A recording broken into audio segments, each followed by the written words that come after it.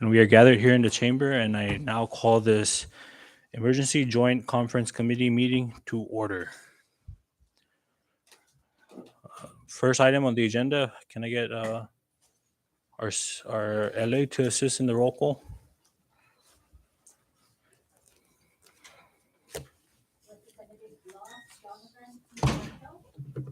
Present. Present.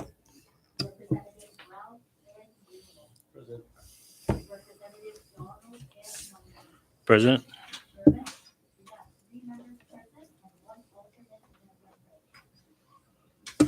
Thank you, House LA. Can I get the Senate LA to conduct their roll call? Jolene, can you call the roll for the Senate Conference Committee members and his alternate? Here. Here. Here. Gaga.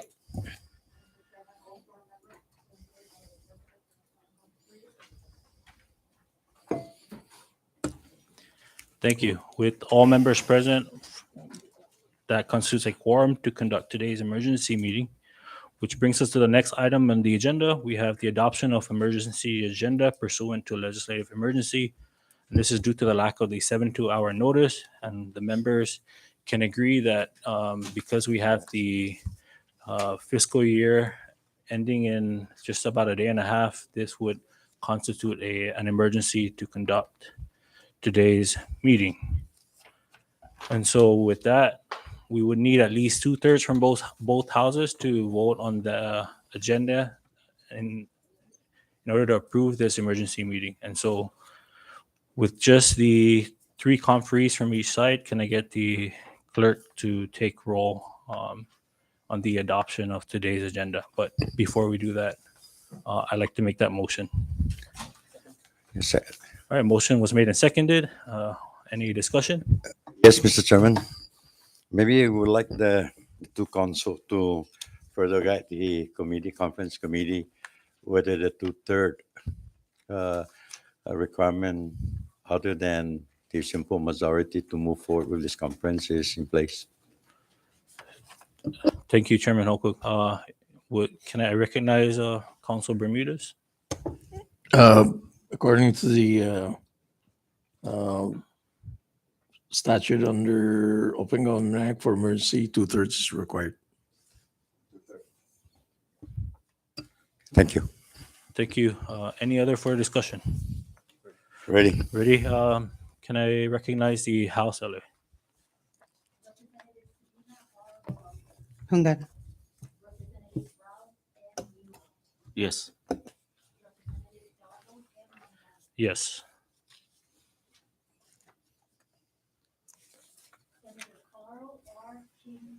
Okay. Hungan. Again.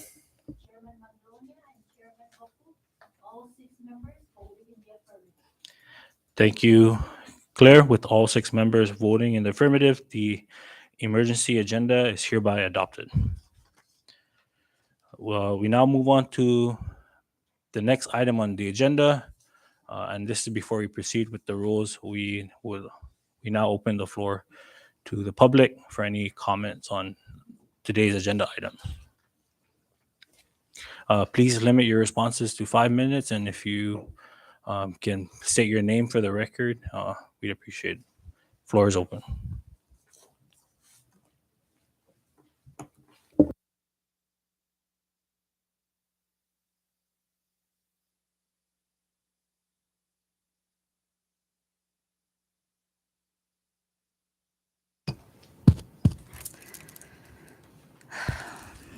Good afternoon, members of the House of Representatives and the Senate.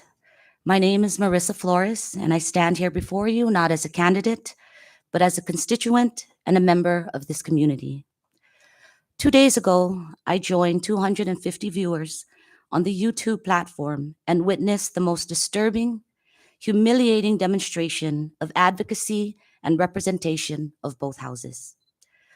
While I align myself with those who share the same views and morals, I do understand that there are there is a level of politics that is involved. Let's face it, it's the nature of the beast. On the same day that morning, I witnessed and heard the governor's statement during his scheduled press conference. While he stated that he did not reach out to members of the House, the governor proudly said he did reach out to members of the Senate. I am not here to insult or give credit, as this should be a collaborative effort made by all those involved. But I will stand with the 11 members of the House of Representatives who voted to reject the Senate's version of budget proposal fiscal year 2023. This community will no longer accept the political behaviors demonstrated by the few here to support one man's recommendation. I ask that you please place your ego at the door and figure out a way to work together as Commonwealth representatives collectively. The people at stake are either in the middle or the bottom of the food chain. If you are ready to sacrifice them, I am sure the same people will be brave enough to do the same. We are not ignorant and we are not blind. We all know what is going on here. Unfortunately, it is a political season. And again, we are living in fear. As the governor said, he is prepared for a government shutdown if this Comfrey hearing fails.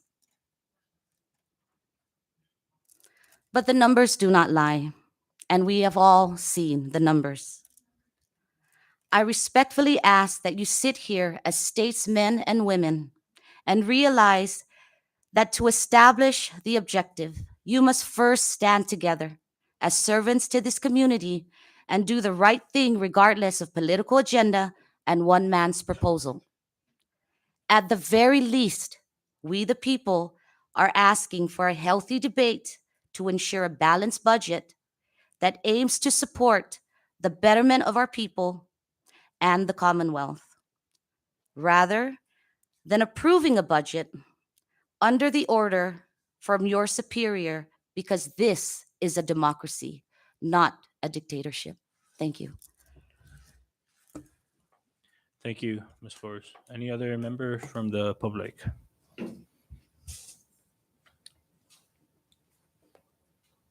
All right, public comment portion is now closed, and before we proceed to the next item on the agenda, I'd like to take a short recess while the members get copies or discuss the proposed rules that the committee will use in moving forward in how we will act on this budget. I now call for a short recess.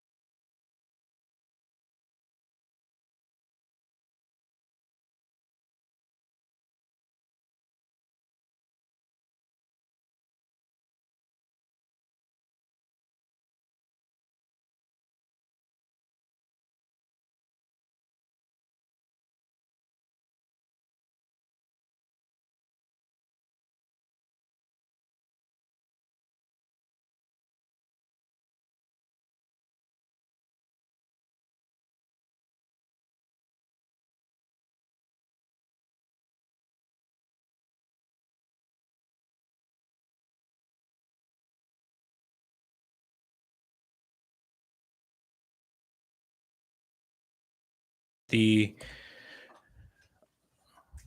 adoption of the Budget Conference Committee ground rules. And before us, we have the proposed amendments. Similar to the last year's conference committee rules with the minor inclusion of a few items. Was that?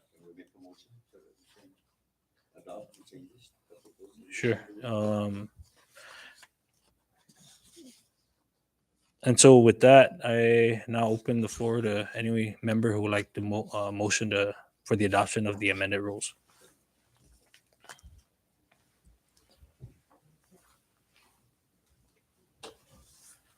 I recognize Senator Sablon. Thank you, Chairman Manglonia. And at this time, I'd like to offer a motion that we adopt the Budget Conference Committee ground rules. So move. All right, a motion was made and seconded. Discussion on the motion. Recognize Senator Sablon. Thank you, Chairman Manglonia. And at this time, I'd like to offer an amendment, and that is under 3 motions and voting, letter B. And it would state, if a motion is made and not seconded, the motion shall fail. Is that the correct language, or we'll use the language that is stated on the, or to delete the within 5 seconds? Yes. Yeah. So move. All right, there's a motion to strike out the 5 seconds under Rule 3B, and it was seconded. Discussion on that motion. All in favor say aye. All opposed say nay. Motion carries. Floor is still open.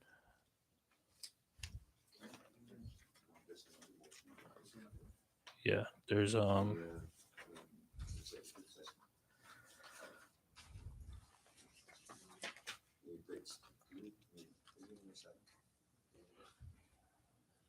to strike out.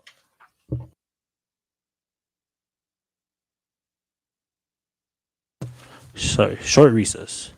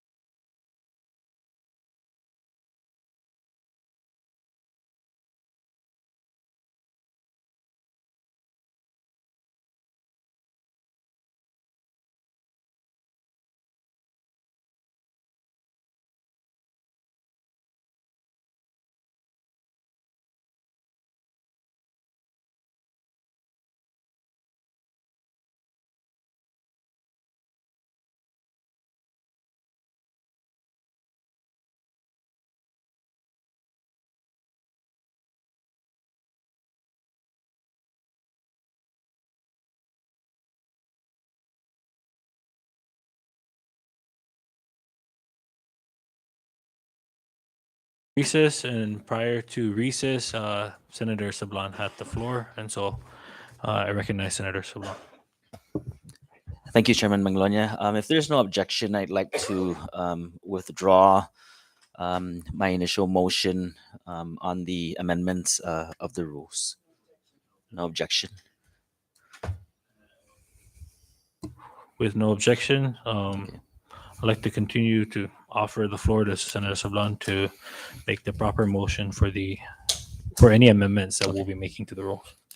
Thank you, Chairman Manglonia. And as agreed upon by the conferees, both conferees, the House and Senate, we agreed that we would offer a blanket motion to conjoin the House version and the Senate version of the rules.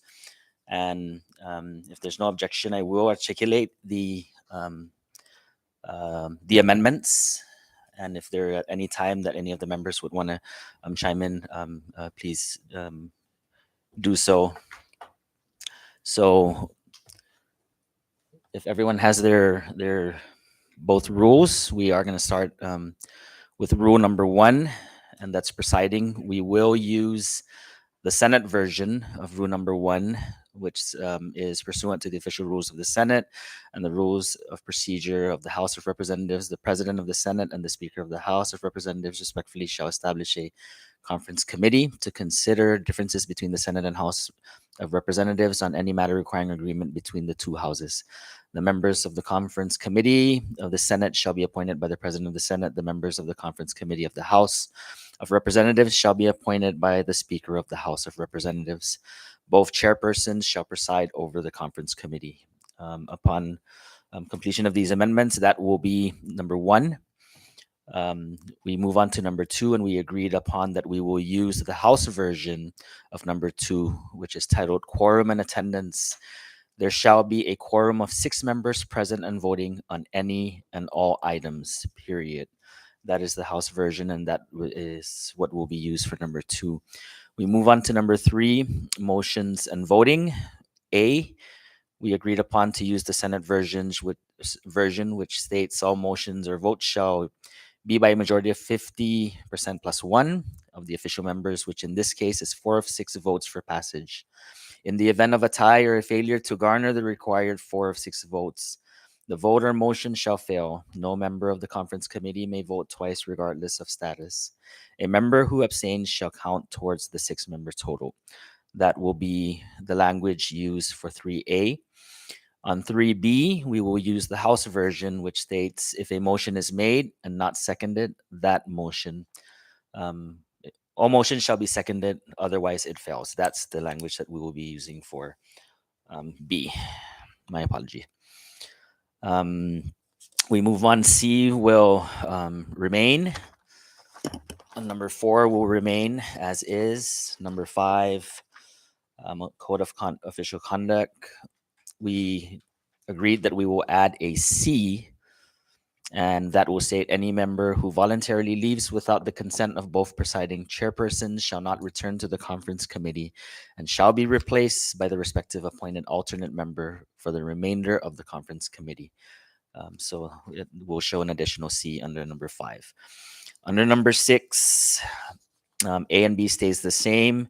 Under C, we will add number 2, and that'll be Assistant Sergeant at Arms Benjamin Terlahi and Will Brandon Oggun. We move down to number 7, and on the House version, the title was Meetings and Executive Sessions. We will strike out "and executive sessions," and the official title will be Meetings. And we will replace, A will remain, we will replace the House version B with the Senate version of B, and that will state, in the event of a conflict between the rules of the conference committee and the House rules or the Senate rules, Mason's Manual of Legislative Procedure shall govern. Moving to number 8, we have no changes on number 8. That will remain. And we move to number 9, conference committee action. We will be using the Senate version of letter B, and that states debate on each amendment shall be limited to 5 minutes for each member. No member shall interrupt another member in debate, and no member shall speak more than twice upon any one amendment in debate. That will be used for B. And then C, we will use the House version, which states upon completion of the conference committee's final work, the council's legislative assistants and fiscal analysts shall provide the final conference committee report reporting on House Bill number 22-116 HD2 SS1 CCS1 and schedule A, B, and C as soon as possible. Mr. Chairman of the Senate and Chairman of the House Conferees, I so move for these amendments to the rules of conference committee. Second. A motion was made and seconded on the adoption of the amended rules. Any discussion? Ready? Ready? Shall we do a roll or voice? Can I recognize the LA to take roll?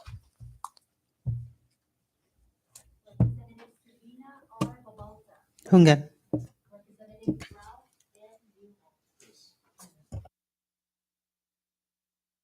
Yes. Hungan. Hungan.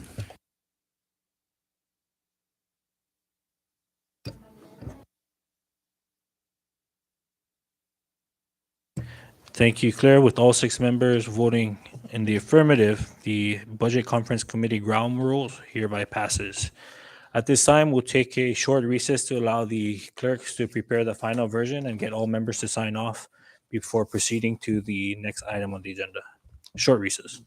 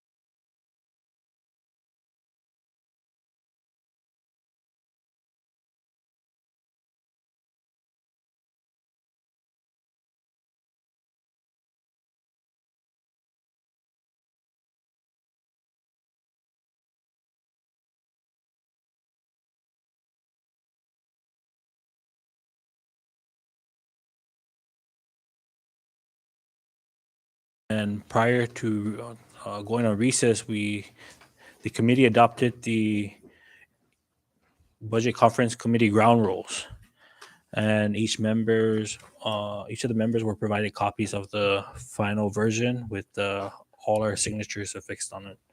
The next item on the agenda is new business, and up for discussion is House Bill number 22-116 HD2 SS1, entitled "To Establish the Budget Plan for the Operations and Activities of the Government of the Commonwealth of the Northern Mariana Islands, its agencies, instrumentalities, and independent programs, and to provide budget authority for government corporations for fiscal year 2023 and for other purposes."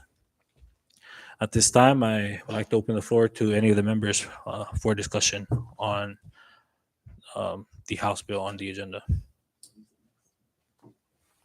Chairman, before we initiate the discussion, maybe it'll be good that both the House Chairman and the Senate Chairman on Fiscal and the House and Ways and Means maybe provide a short statement regarding our today's meeting and what we hope to accomplish.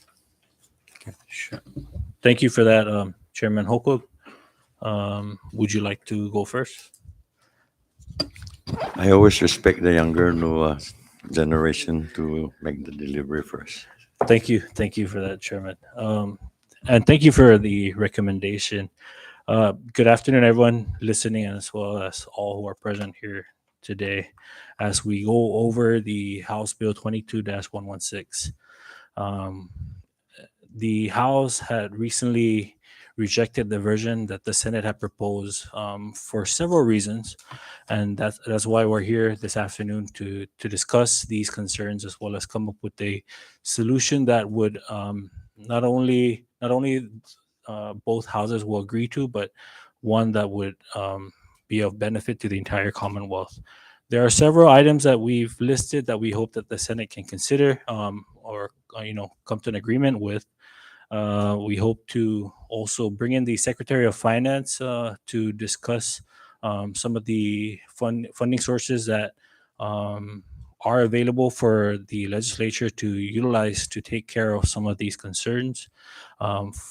Some of these examples include the Medicaid, the retirees, 25%, the CDL balances, as well as some of the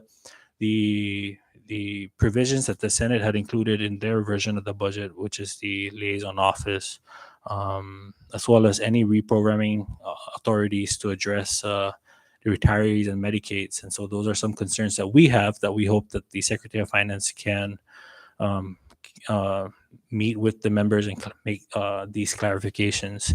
And I just want to express my appreciation to the members of the House as well as the Senate members for having this open discussion and trying to come up with a final version prior to the end of the current fiscal year. We are ready to stay as long as it takes to address all these concerns, as well as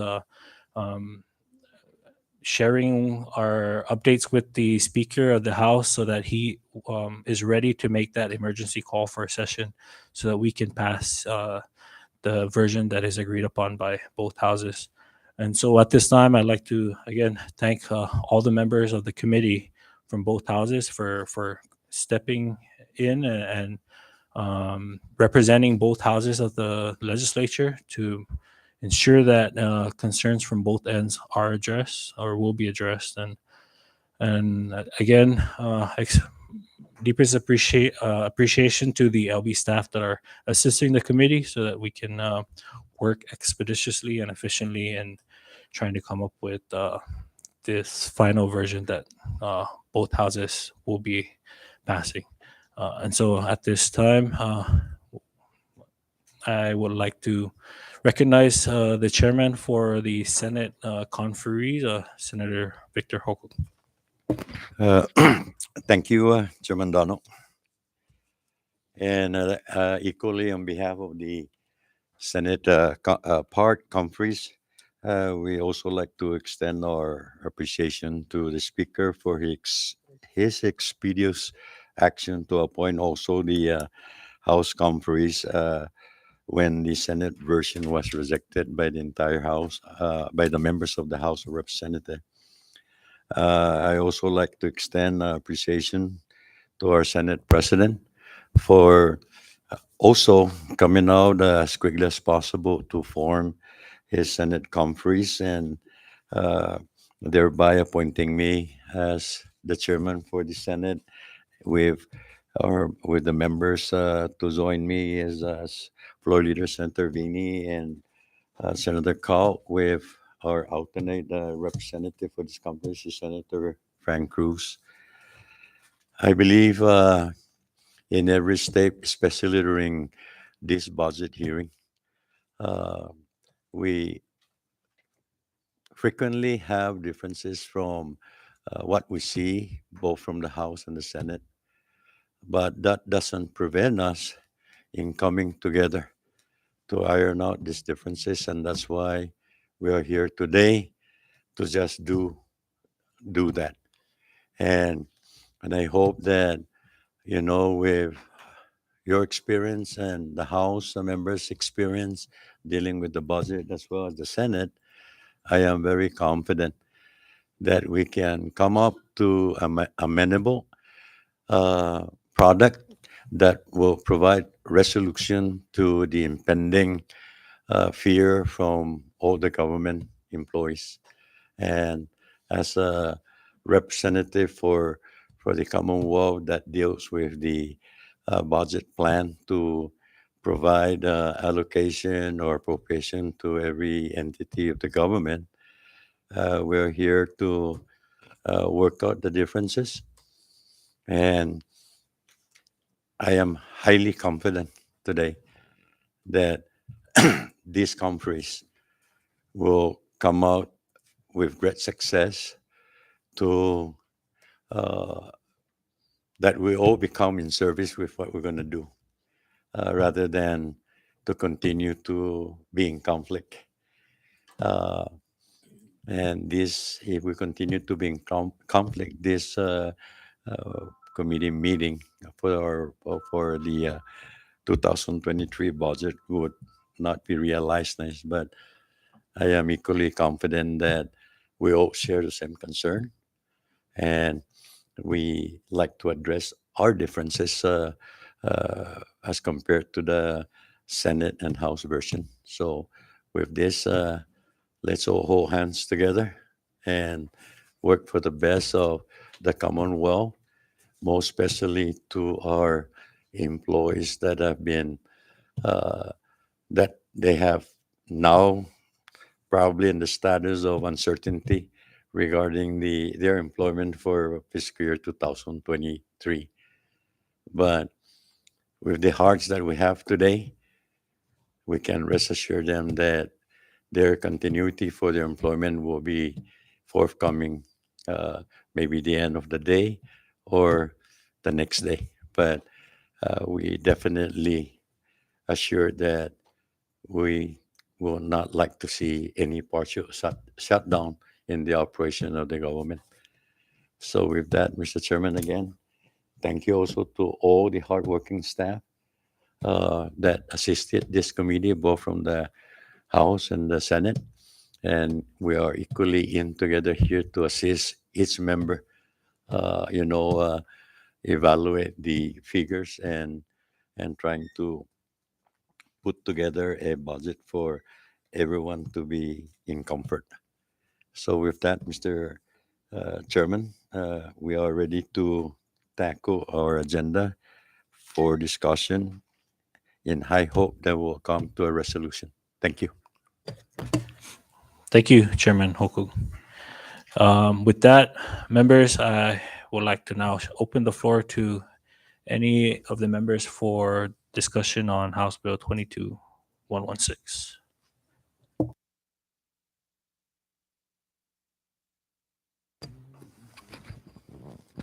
Mr. Chairman, again, in order to start our deliberation with this budget, maybe we would like to understand clearly from both our council uh, regarding funding that we are one house is in question, and the other house also is in agreement. So I think that will play a very important role in moving forward with what the Senate version being sent down to the House for either the acceptance, but definitely it was rejected. So I think we are all concerned about the legality of whether we can, use or we can tap uh, funding that is not given to the legislature to appropriate. So I like the council to guide us during this conference so we can really move forward.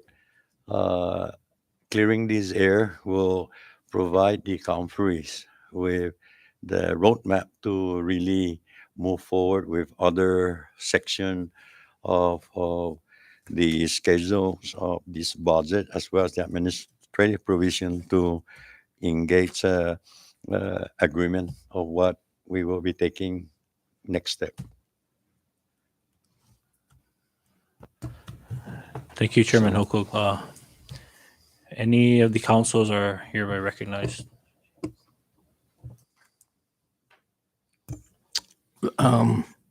Let me start because I think what Chairman Holcock is referring to as the allocation of the ARPA funds in the budget plan. Because if we don't resolve the 80% ARPA, 20% general fund to allocate funds for the personnel costs, we cannot move forward because the Senate version flipped that around and used 80% general fund and 20% ARPA. With that change, practically every number changes in the schedules. Some of the provisions that we deleted that has to do with ARPA, allocation of certain funds for certain programs, etc. So let me just start by saying that there's no clear law that says that the legislature must appropriate the ARPA funds. In fact, House Bill 22-33 was passed by the House to do exactly what 6 states did. Only 6 states did purely legislative authority over ARPA funds. 8 states are purely executive, and 34 states is joint. They go through the legislative process, they pass a bill, the House passes the bill, goes to the Senate, goes to the governor, and the governor has either signs it, vetoes it, or just veto portions of it, or just let it slide and let it become law after so many days elapse. House Bill 2233 was passed by the House, was transmitted to the Senate, and was referred to the Fiscal Affairs Committee. And the Senate, through my advice, basically, that bill remained in the committee and was never entertained. Okay, given that fact, the governor started spending ARPA funds. In fact, I think it relied on an opinion from the deputy AG back on the date is March 19, 2021. This is the same date that the House passed House Bill 2233. It was emailed to Chairman Manglonia. It was received by the House floor on that day, March 19, 2021. CC members to all members of the House of Representatives and the AG himself.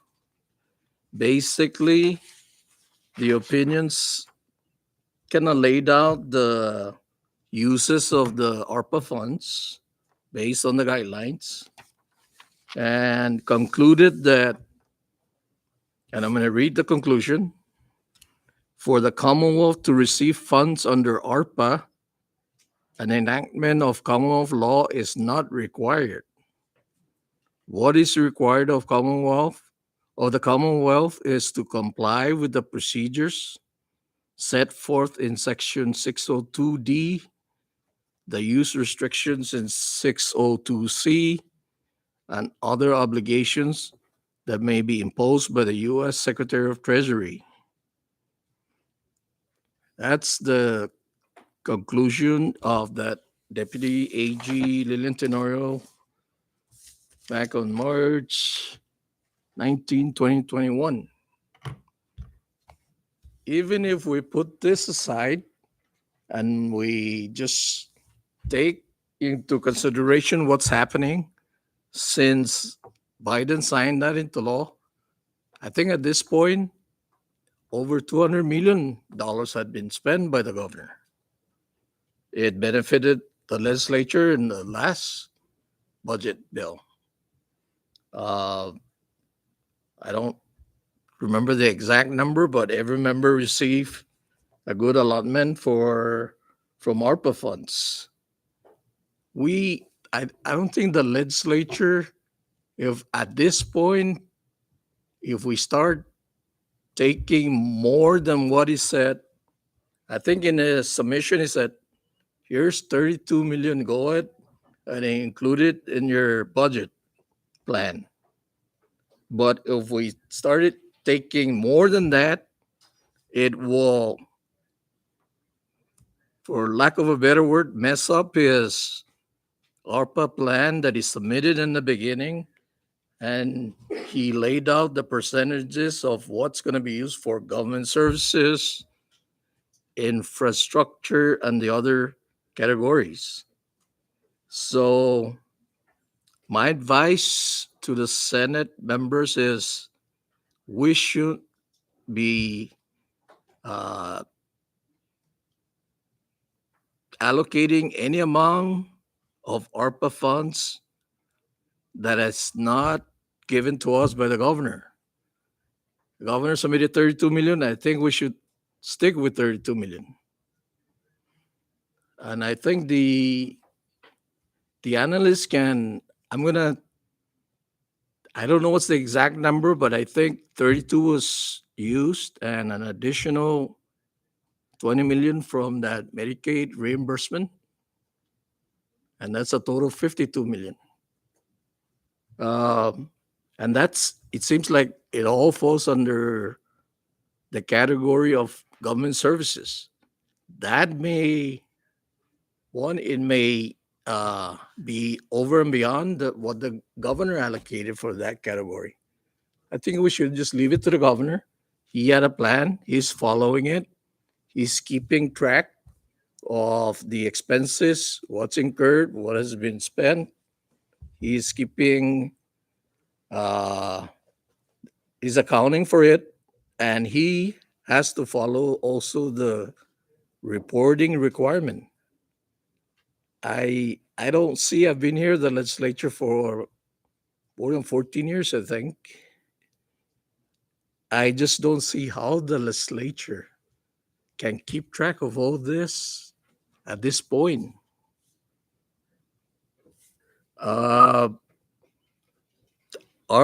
We're like our neighboring island of Guam. It's done by the executive branch, similar like the 8 states that I mentioned earlier. So just to ignore the legal opinion, it's just it doesn't make sense to meddle with the process now that the governor started. He has spent money. He's responsible for tracking it. He's responsible to ensure that the money are spent in accordance with the guidelines, and he's responsible for reporting it. So If to move forward, the conference committee must decide. And I think the only correct decision would be to restore and use 80% general fund and use 20% ARPA funds rather than the other way around.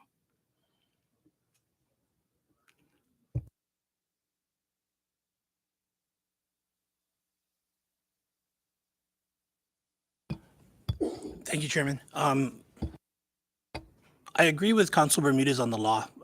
Where he spoke about items that were not related to the law, I'll refrain from commenting on that.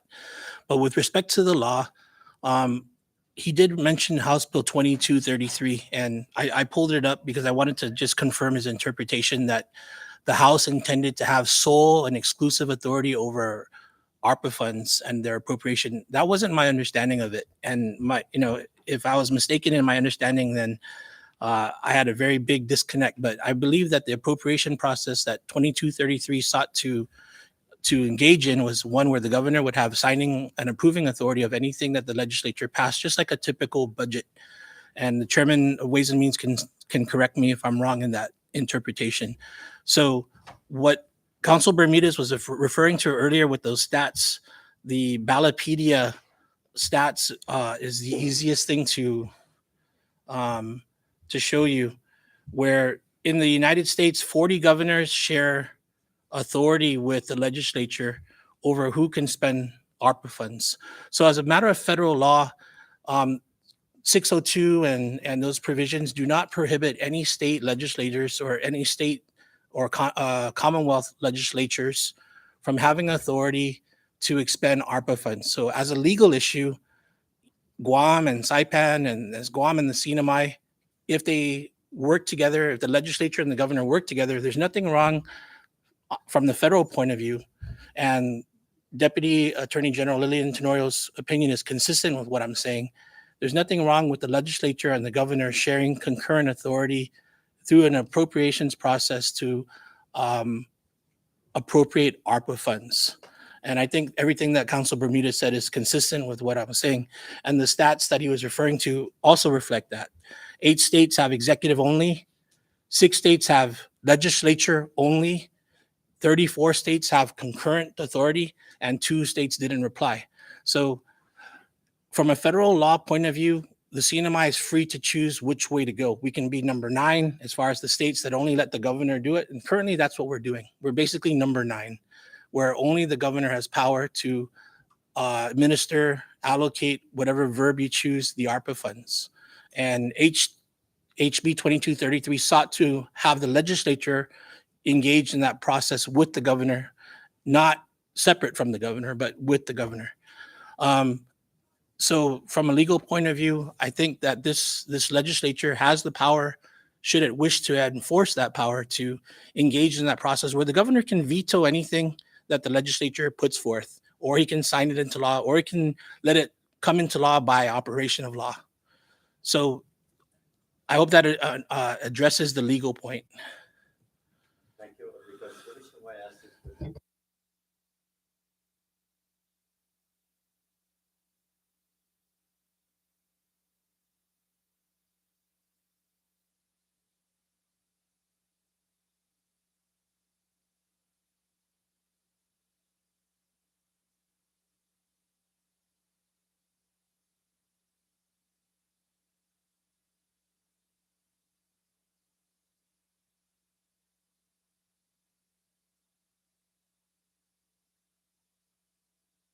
Sorry, you don't have the screen, but it's 6 states have legislative authority over ARPA exclusively. That's Yeah. exclusively Correct. granted already. In their states, yes. It's already by the grantor that they can appropriate ARPA directly without the governor's interference to appropriate whatever is funded to their states. That's correct, Chairman. The other 80 states is the executive branch decision over ARPA. Right. But I was wondering how did the 6 states, So may I address that? how can the 8 states have executive, oh no, the 6 states have the legislative authority. Right. And the other states, the 34 states to join the executive authority, or do they need to have a collaboration of what to appropriate and the ARPA funding that was given to individuals? So what? So the 34 states have state laws and constitutions that would be consistent with them having joint authority with the governor and the executive branch to appropriate the ARPA. And I believe that HB 2233 failed, right? It didn't get passed. But if we pass this current budget with one HB 116 committee, conference committee substitute 1, that would constitute the CNMI law that would effectively give this body the power to appropriate, consistent with the other 34 states. We would be passing the law that needs to be passed to effectuate this. Recognize Senator Carl. Thank you, Chairman. I guess my immediate concern is with regards to the way that the spending plan has already been constructed. In the event that we delve, so say we walk down that road where now by passing this budget, appropriating the ARPA, we are now disregarding the spending plan. Furthermore, the issue that we run into is reconciling the plan with what is going to be submitted with the report. So by jumping in 2 years into ARPA spending, it wouldn't be a far-fetched idea that we would be jeopardizing the remaining ARPA funding because we're deviating from the plan. Furthermore, again, going back to the reporting aspect, right? So under the provisions of government that we're now tapping into, we don't know how much money has been spent and what the cap is for that provision. So we can walk down that road, but I fear that doing so now jeopardizes future funding and our current funding. I yield back. Thank you, Senator Carl. I think can we just get on the record from both councils a simple answer? Can we appropriate these funds if we pass and it is included in this budget packet? May I respond? So the answer simply is yes. And I respect Senator Neighbors' concerns that we have a budget plan and we have a governor's plan. And I don't think that anything that we would pass should be, rocking the boat to the extent that we can't pass a budget. We need to be able to work and reconcile the legislature's plan with the governor's plan and have something that works where both parties, both branches are happy. That's a policy issue. But as far as the legal issue, if I'm not mistaken, this Senate version purports or apparently appropriates 20% and the House version appropriates 80% of ARPA. So we're both appropriating ARPA. Neither house is appropriating zero. So if we lack the legislative legal power to appropriate ARPA, then both versions need to zero out ARPA and just leave it 100% to the governor. But I think the Senate version is appropriating 20% and the House version appropriates 80%. So we're both acting illegally if I'm wrong. If I'm wrong and the answer is we cannot appropriate ARPA, then we're both operating illegally. I think we both can appropriate ARPA. The issue is a policy matter. Is it a 20% appropriation or is it an 80% appropriation? I don't have a comment on that. All right. Thank you, Council. I recognize the chair. You make your point on that, but my concern, and the reason why the legislature will have hands to appropriate and distribute ARPA, the 20%, is the fact that the governor authorized the 32 million, for distribution.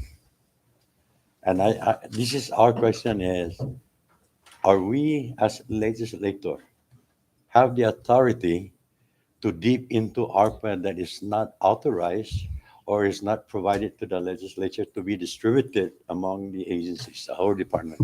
Just briefly, because I want to give Council Bermudez an opportunity.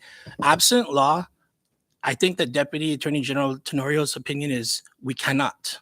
There needs to be an enactment. We need to sign a bill into law.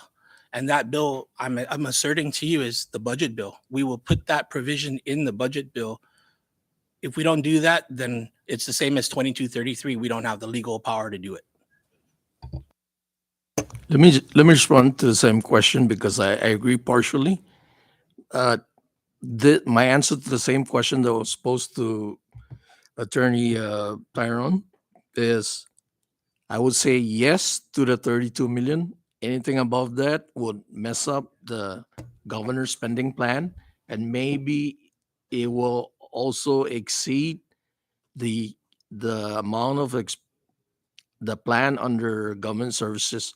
So I would say yes, we're legislating it but only up to the point that the governor submitted, which is 32 million and not up anymore. Okay, so just to follow up on that statement, Council, can the legislature appropriate any balance left from ARPA? My answer is no. Even with legislation? Even aside from this budget plan that we're following the governor's authorization to go ahead and include 32 million. No, I don't want to talk about 32 million. I just want to talk about whatever's left, all sections of ARPA. Can the legislature appropriate whatever fund balance as of today if we include it in the budget bill? And my answer is we cannot include more than $32 million.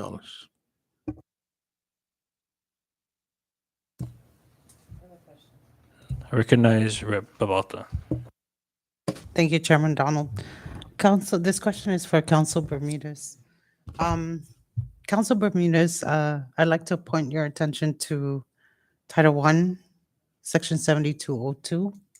If we can pull that up.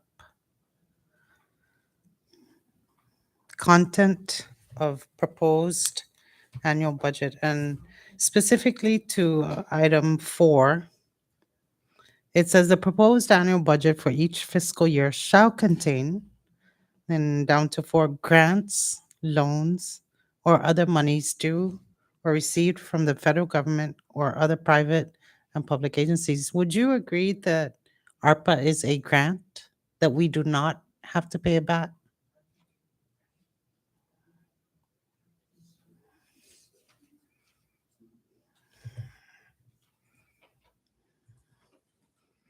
Uh, 72024. Would you say ARPA is a loan? Would you say ARPA is interest from loans or interest from investments, dividends? Okay. The very first sentence of 7202 says, a detailed current estimate of the total anticipated financial resources of the Commonwealth for the fiscal year, which includes what you mentioned, grants, loans, etc. The estimate, but the next sentence under 4 says, the estimate shall break down such sources by source, type, amount, and whether or not they are available to be appropriated. The estimate shall also include the government's recommendations with respect to legislation on taxation, etc. These are recommendations. The FY 2023 is not an appropriation. It's a budget plan based on what the administration thinks it will make through the collection of revenues based on existing laws currently in place today. In fact, the budget plan suspended, I think, either 10, 12 items. Forgot the page number, but there are current statutes that are revenue generation statutes that it's almost every year is done. They're suspended. Why are this suspended when they're earmarked for certain things? Because they think that if we don't suspend those revenue generation measures, they will not meet that number that they're forecasting. So he may submit he may submit his budget proposal and he says, okay, this is the general fund. These are the grants. These are the ARPA funds. These are the CDL funds. These are the compact impact funds. But the ARPA funds is under my control and I started spending it absent any legislation, where is probably more than half has been spent already. Based on the plan that he submitted and it was approved by the Secretary of Treasury. And at this point, if we go allocate more than 32 million of the ARPA funds, it will wreak havoc on that spending plan that the governor has initiated, spent over more than $200 million at this point. I don't know the exact number. So that's my response. Again, my question was, would you agree that the ARPA federal funds are a grant? I don't know exactly what was the term that was used. Probably it's a grant. But again, the statute says a detailed current estimate, you may list it in a submission. Here's what I forecast based on existing revenue bills. Here's ARPA, and I don't think he did. In his submission, he didn't say this is so much ARPA, CDL. He may list all that stuff, but then at the end says, here's the projected amount for general revenues. What's the number? 104 million. And with that, go ahead and allocate $32 million. Call it a grant or whatever. But it doesn't mean that all those ARPA funds must be included when he submitted the. It's been spending almost over a year now. I understand, and I understand Senator King Neighbors' concern about deviating from the spending plan that was approved by the U.S. Treasury, but the governor himself has deviated from his own plans. One example that I can mention is the what is it? What would you call it? The payments made to the athletes at the Pacific Mini Games. And I don't know if that plan was submitted ahead of time to the U.S. Treasury. I have no idea. But the fact that ARPA funds were given to us as a means to recover, to provide for operational expenses, to recover from the pandemic, I'm not sure how sports bonuses fall under a recovery plan using ARPA guidelines. That's just my concern, but I have listened to your answer and thank you for that. I yield back to Chairman Donald. Thank you, Rep. About the. Actually, I just wanted to get clarification because we're hearing from Council Bermudez that his simple answer is no, we cannot appropriate whatever balances we have left in ARPA. But from my understanding from Council Tyrone is that with legislation that is possible. Can you, Council Tyrone, can you just elaborate and see? I mean, the whole point of Chairman Hoko bringing up that we should hear from council so that we can get one opinion that we can all work on. So if Council Tyrone, is that something that you can clarify? Just want to begin with, I agree with what Senator Neighbors and Council Bermudez were saying about the governor's spending plan. We need to make whatever appropriation work with what we've been doing. We can't just throw the Commonwealth into chaos. So I would anticipate that anything that we would do legally, assuming there is legislation, needs to take what we've done into consideration and work harmoniously with what was done. At the same time, if you're asking me just for the legal opinion, I just want to draw everyone's attention to the 702 provision that says, a detailed estimate of the total anticipated financial resources of the Commonwealth. And the total financial resources of the Commonwealth includes, under 4, monies received from the federal government. And monies received from the federal government is ARPA. And under 7204, we already cited B2, other revenue can be included. So if we go to 7204, the approval of the annual budget, under this provision, it says the Commonwealth receives additional revenues. So under that interpretation, additional revenues is ARPA. So there's 2 statutes that appear to include federal money, including other additional resources such as ARPA.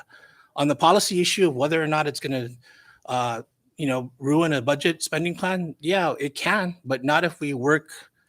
And together with all these brains, we can probably work out a plan that works with what's been done and goes forward in a progressive manner, not a chaotic manner. Recognize Chair Hochul. This is where the committee then will take the initial step to move forward with the remaining provision. And my concern here to both of you, in the event that we did not follow the spending plan that is being ratified by the Secretary of Treasury, would there be any repercussion for the Commonwealth to pay back or the remaining of that money will be asked to be returned? I'm just concerned whether that will impose an impact of our non-compliance with the spending plan as approved by the Treasury Department. Yes, assuming that there is a spending plan that's already been approved and filed with the Department of Treasury, we can't change the rules in the middle of the game. So we would need to be consistent with that. Having said that, I don't think that the spending plan is set in stone quite yet. We haven't even begun to the fiscal year hasn't started yet. So I think that spending plan can be revised, or if it hasn't been written yet, can reflect what the legislature and the governor come together to decide. So, Mr. Chairman, in the best interest of the committee, how do we address now this conflicting opinion that one can be and one cannot? So, how do we move forward with, let's say, to entertain the Senate version of reverting back the 80% local and to use ARPA as authorized by the spending plan that the legislature was given $32 million to move forward to assist other department in the operation? How do we move forward now? Chairman Hochul, I think the easiest answer is to call in Secretary of Finance. I mean, we've already seen examples of the administration deviating from that spending plan. One, for instance, is in the presentation that the Secretary of Finance made to everyone in the beginning, was that 250 would have been set aside for government operations.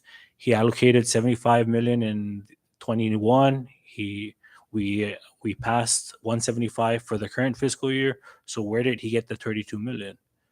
And on top of that, in April 1st, he only allocated 16 million, but July 1st, he found an additional 16 million. So these are some of the things that we would like the Secretary of Finance to answer.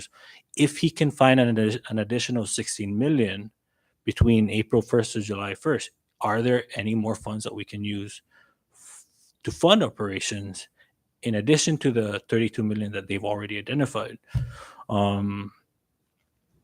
But just to add on to that, some of the information that I think the Senate was given, there was a lot of discrepancies with the information that we were given. And again, I don't think we can really move forward without the Secretary of Finance here to answer some of these questions. Can our actions today in appropriating additional ARPA fund, can that be something that the Secretary or the administration can send to Treasury and let them know that these are the plans to update the spending plan or to change some of the plans that were proposed in the spending plan. But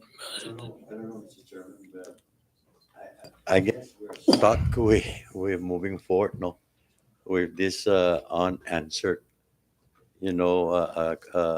question of whether or not we, as a legislator, have the authority to do so. So I guess we can make that decision to know whether we can or whether we cannot.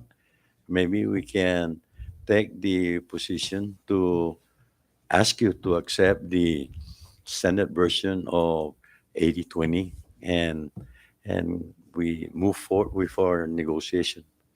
well, I think before we accept the Senate version of the 80/20, we just got to make sure that the um, you know, some of the provisions are addressed that may or may not have an impact on the 80/20.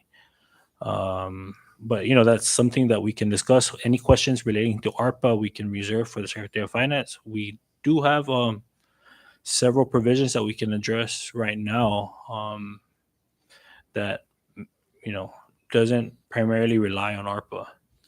Yeah, but I just want to make it clear that the Senate version of 80/20 does contain on all the schedule the distribution based on that changes. Like, and I believe we cannot move forward to entertain any other areas if we do not have the consensus to agree on the 80/20 distribution of the resources. So that will throw off everything, you know, of the on the schedule that we have provided. We passed and provided the House to for their review. Uh, and if we agree to move forward despite of issues from from our two council that we cannot clearly get a firm direction of whether which side we can take over, like we can take side on which is correct and which is not. So I guess we have to take our chances, you know, to see if the House conference would agree to move forward with the 80/20 concept, 80% of the local and 20% of the ARPA, and then work the rest of the issues, to address, and thereby the committee can recess and probably call the Secretary of Finance to address further other concerns. Is that workable? Sorry, Don't know. before we get to your question, and before we get to Senator Carl, Senator Vinny had something he wanted to bring up. Recognize. Thank you, Chairman Minglonia. I'm going to take my stab at the issue and concern that we're talking about in ARPA. And of course, we're battling with an interpretation now, whether we can appropriate it or not. That's one question. When the president signed the ARPA plan, it required the state to submit a spending plan, which would be approved by U.S. Treasury, which was mentioned by several of the conferees. Now, in that spending plan, there are requirements and formulas that are stated to to assist on like broadband and all these other healthcare and whatnot. Now, I'm gonna support the notion that it would be very detrimental if at this point, after $200+ million has been spent, that it would really put a bruise on that plan. And I say that because there's an unknown here. If we go a certain way, there's an unknown. The unknown is, what would U.S. Treasury say if we in this budget bill say from this day on, after the signature, is placed on this document from this day on, there needs to be legislative appropriation for ARPA, right? So the unknown is the U.S. Treasury might say, wait a minute, I thought, or we thought, that when you sent in your spending plan that you were, I'm going to say indirectly, the ninth state that you decided that the executive branch will be the expenditure of ARPA funds. So that's really my worry, is that unknown there, that U.S. Treasury might say, okay, so at this point right now we have to stop, and just that's it. That's all we we can give you, because we approved a certain amount with the approval of a plan that was sent in. And to add to that, ARPA monies have to be spent before December 31, 2024. And I was listening to Councilor Joe Tyron, and he used the word harmonious several times. And not just to speak of this our legislature now and the administration now, but even future administrations next year and the year after that. There may not be the same priorities in appropriating these funds. And we all know that some legislations take a couple weeks to pass and get signed into law. Some take months, others just never make it, others take years, and you got to reintroduce. But I mentioned this because these are all factors in coming to an actual requirement that we have to satisfy to spend ARPA funds, right? One is the spending plan. The administration and the government turned in a spending plan. It was looked at by U.S. Treasury. U.S. Treasury said, okay, we approve your spending plan, and we want to ensure that you satisfy all the mandates on ARPA, broadband, healthcare, and whatnot. Also, we need to ensure that you spend these monies before a certain time. So those are things, and we're 2 years in spending ARPA. The administration is the executive branch. So my fear is that if we change that routine and how that ball is rolling, that we may not get to spending the entire monies, because of the mere fact that many, it's no secret, sometimes different priorities with different members of the House, the Senate, and stuff like that. And there may be a lock in that process if this goes through.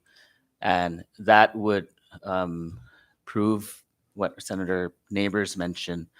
It may affect future awards for any assistance. Say there's another bill for assistance for getting back from the pandemic and stuff like that. So I just wanted to state that we're well on our way, and even for the next legislature and the next administration, they're gonna grab that plan, and they're gonna put that plan into action right now. But I'm really afraid of the unknown of what U.S. Treasury would how they would react. And I think we really need to be careful, and we really need to know that, because we might be doing something that we really don't have much thought of what's going to happen. We're not only the player, we're not the only stakeholders here. So that money came from somewhere else, and we want to make sure that we satisfy their mandates. Thank you. Thank you, Senator Sablon. I recognize Senator King Neighbors. Thank you, Chairman. So I guess with regards to the differing opinions from councils, acknowledging the fact that there is a spending plan, we don't know how much is drawn down against specific formulas within ARPA provisions. To kind of walk it back a little bit, please correct me if I'm wrong. The reason why the House decided to allocate 80% ARPA and 20% general fund was to fulfill other obligations they deemed necessary and put it into the budget. Okay. Now, if in the event that we have through the 80% local funds, 20% ARPA formula, the ability to furnish the obligations that you seek to fulfill, are you guys opposed to using 80% local and 20% ARPA with that in consideration? If it can address some of the things that we are concerned about in general fund, then we have no issue with the 80-20. Okay. So I think that's a great starting point. That's why, Mr. Chairman, I'm asking the members, if we dispose of this one issue, then I think we can proceed and provide the rest of the committee members with other additional funding that will be sustainable to fund what House Bill 116 did to replace the general fund. So I guess this is the big hiccup now to move forward with the other areas of our conference is to get rid of this issue first before us. And I don't know whether we're going to take a chance, whether it's going to be vetoed or what. But I guess this is the stepping stone for us to move forward with and to further provide the committee with other funds accessibility to ensure that the House concern will be addressed through commitment and ensure that we put that in our view, that this is a commitment that will be in the conference report for the administration or for the Secretary of Finance to follow all these funds that will be made available to address the House concerns. And I'm pretty sure I will move with this subject forward that I can provide the members with the additional funding resources to address the 25% and to address the Medicaid issue and also to compromise with what the House wants to delete from the Senate version.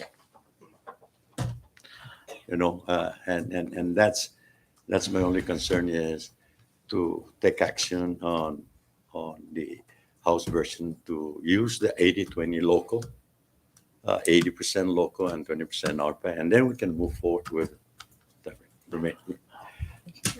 Recognize Rep. Balto. Thank you, Chairman Hokuk. Since nobody has offered a solution, I'd like to be the first to offer the Senate conferees a possible potential solution.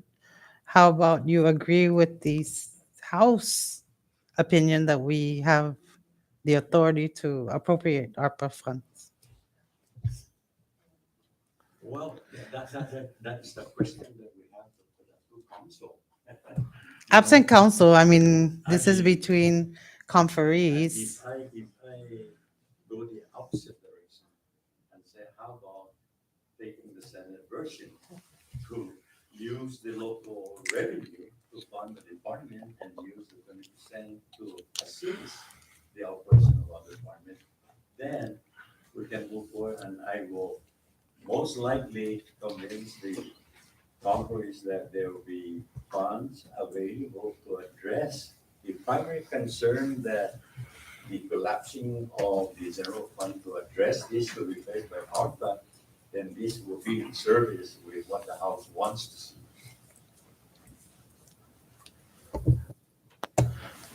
Thank you, Rep. Balto. I think Senator King Neighbors. Thank you, Chairman. Again, I believe we're fighting over the funding source for specific reasons.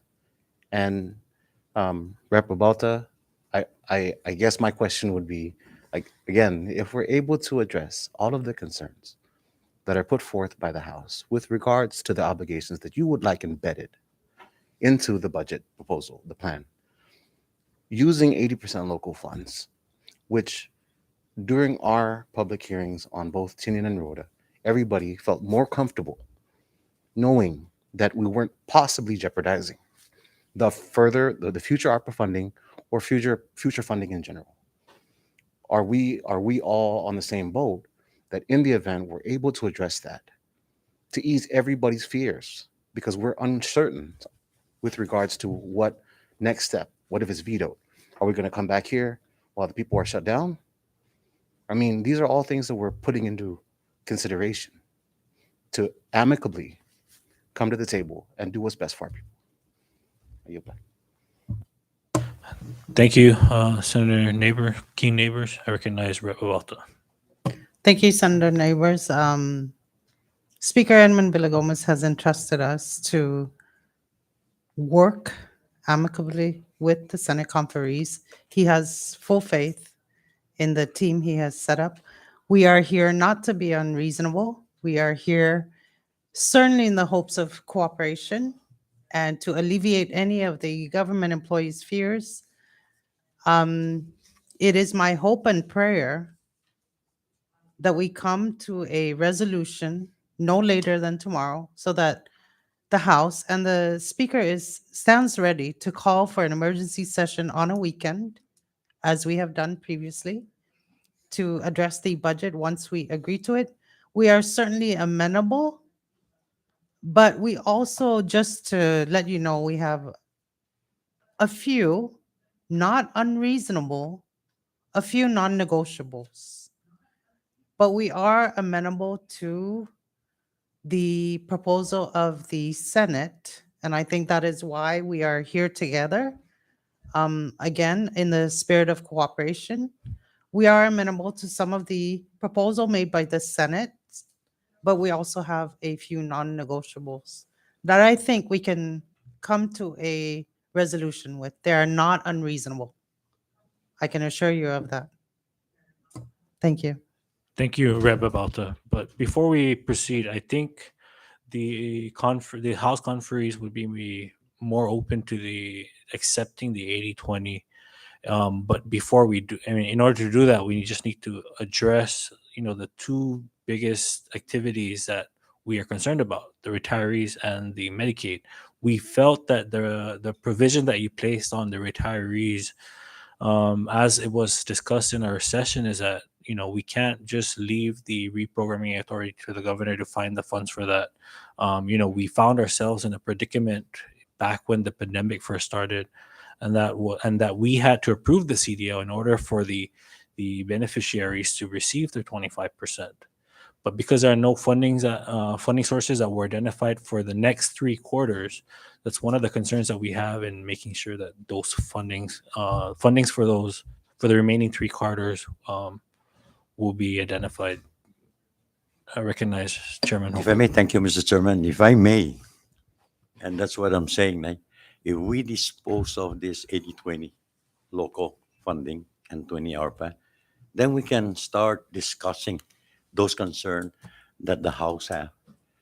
And with that, it will be timely after we dispose of this 80-20 provision to use the local funding 80% and 20% ARPA, then perhaps the conference can take a short recess and probably try to reach out the Secretary of Finance to ensure that the critical concern of the House about the 25% of the retirees and the matching fund of the Medicaid will be response accordingly to the Secretary, and that response we will request in writing of commitment, and we will embed that in our conference report to ensure that there's no deviation.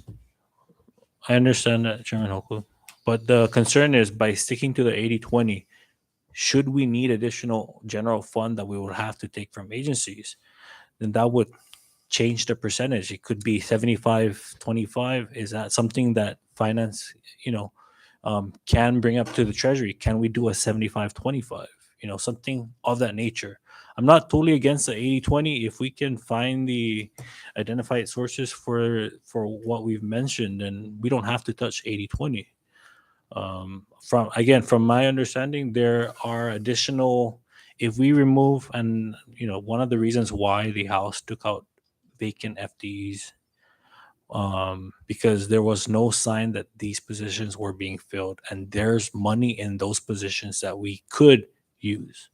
So if we stick to the 80/20, and if we remove all vacant FTEs that are not being filled but have funding sources, then okay, we can stick to the 80/20 and let's divert some of those funds to meet the needs of the other agencies.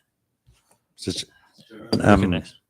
very confident that if we dispose this question before us about the 80/20, then we can get assurance, reassurance, and we will require this in black and white that will be submitted as an exhibit on the committee's committee report of the findings to ensure that the concern also of the House was the Senate will be addressed so that none of the 25% no recipient will be left behind, as well as their deaf beneficiaries, nor would also impede the local matching for Medicaid.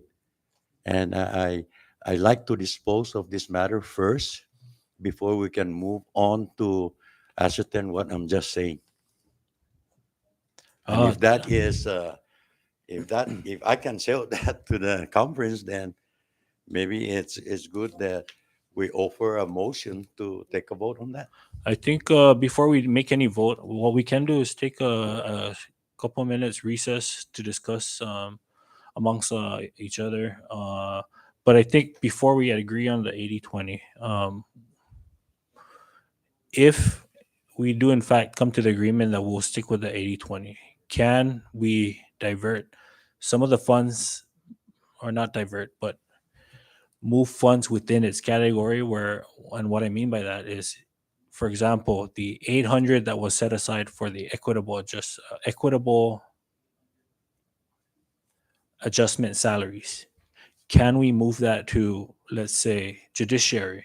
If it's within the personnel allocations, is that something that the Senate members would agree to if we stick to the 80? I would like to consider that, but again, I like to offer an alternative again to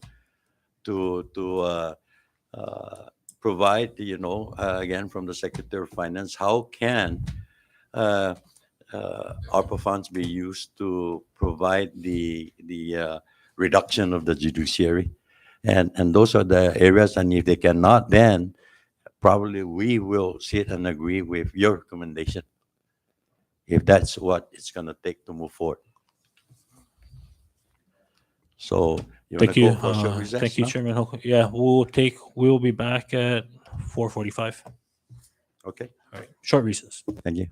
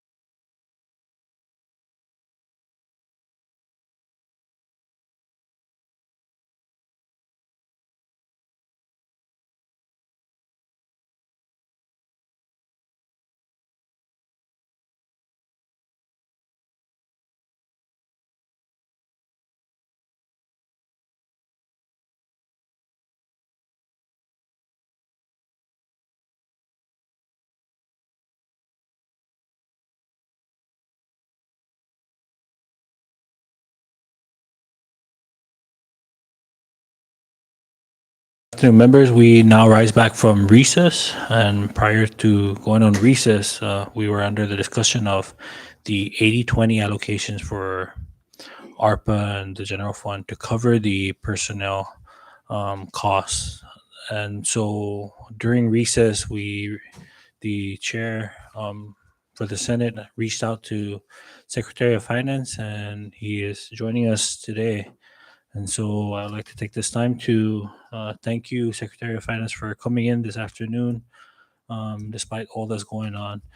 Um, and so at this time, I would just like to open the floor to the members to ask any questions that can help them in coming up with a decision on how we are to proceed with ARPA.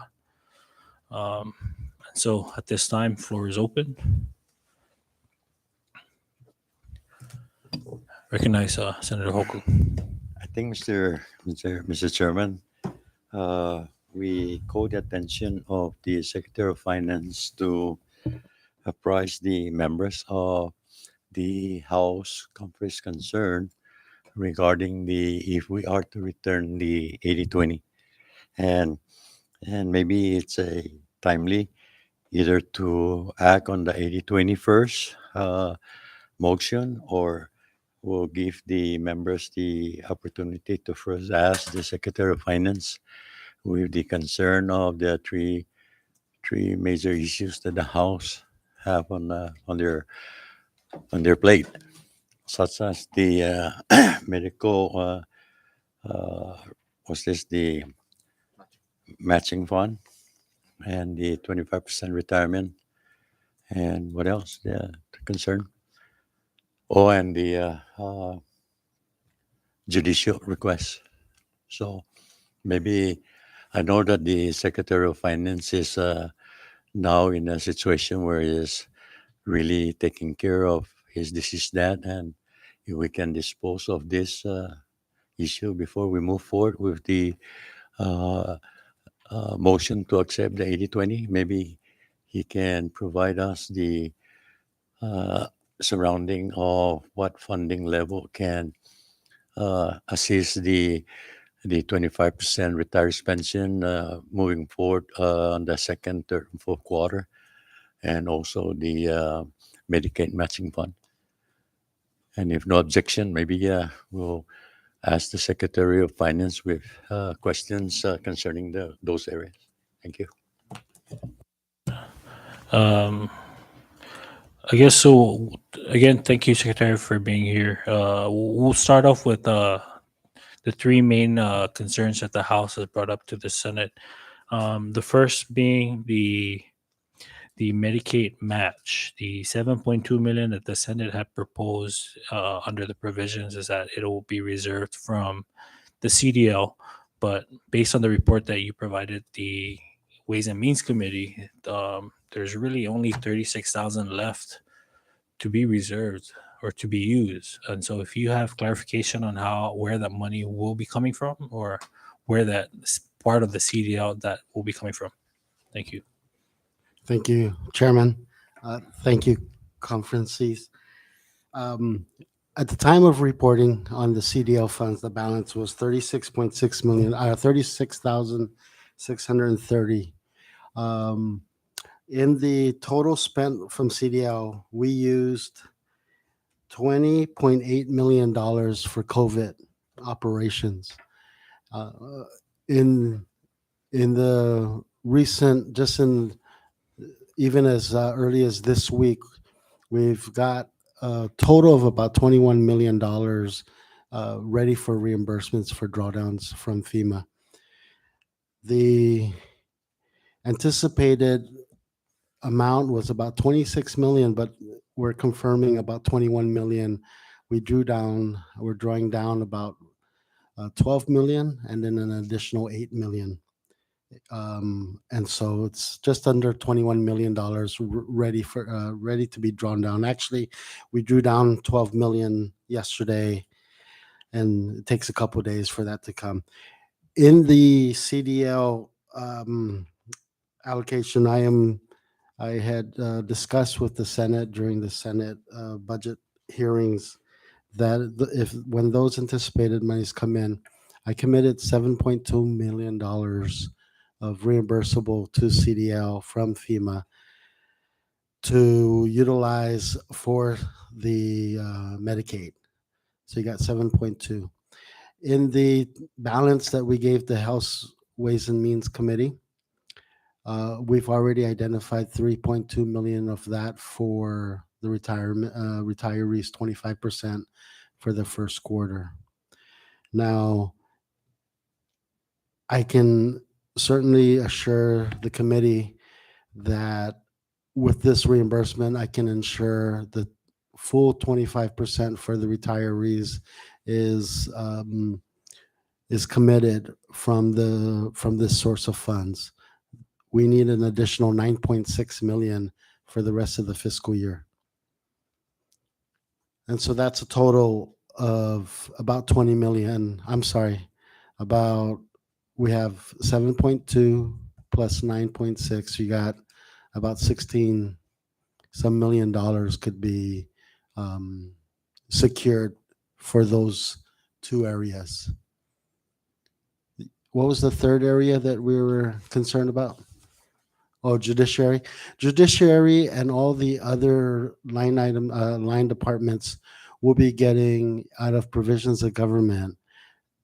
If not at the same level, some areas will be receiving a little bit more based on the budget requests from the different departments. The governor is committed to ensure that the same level of 2022 levels for operations will be secured for FY 2023. Now, the reason we haven't solidified the totals for operations is because we have about $93 million that under provisions of government that has not been spent.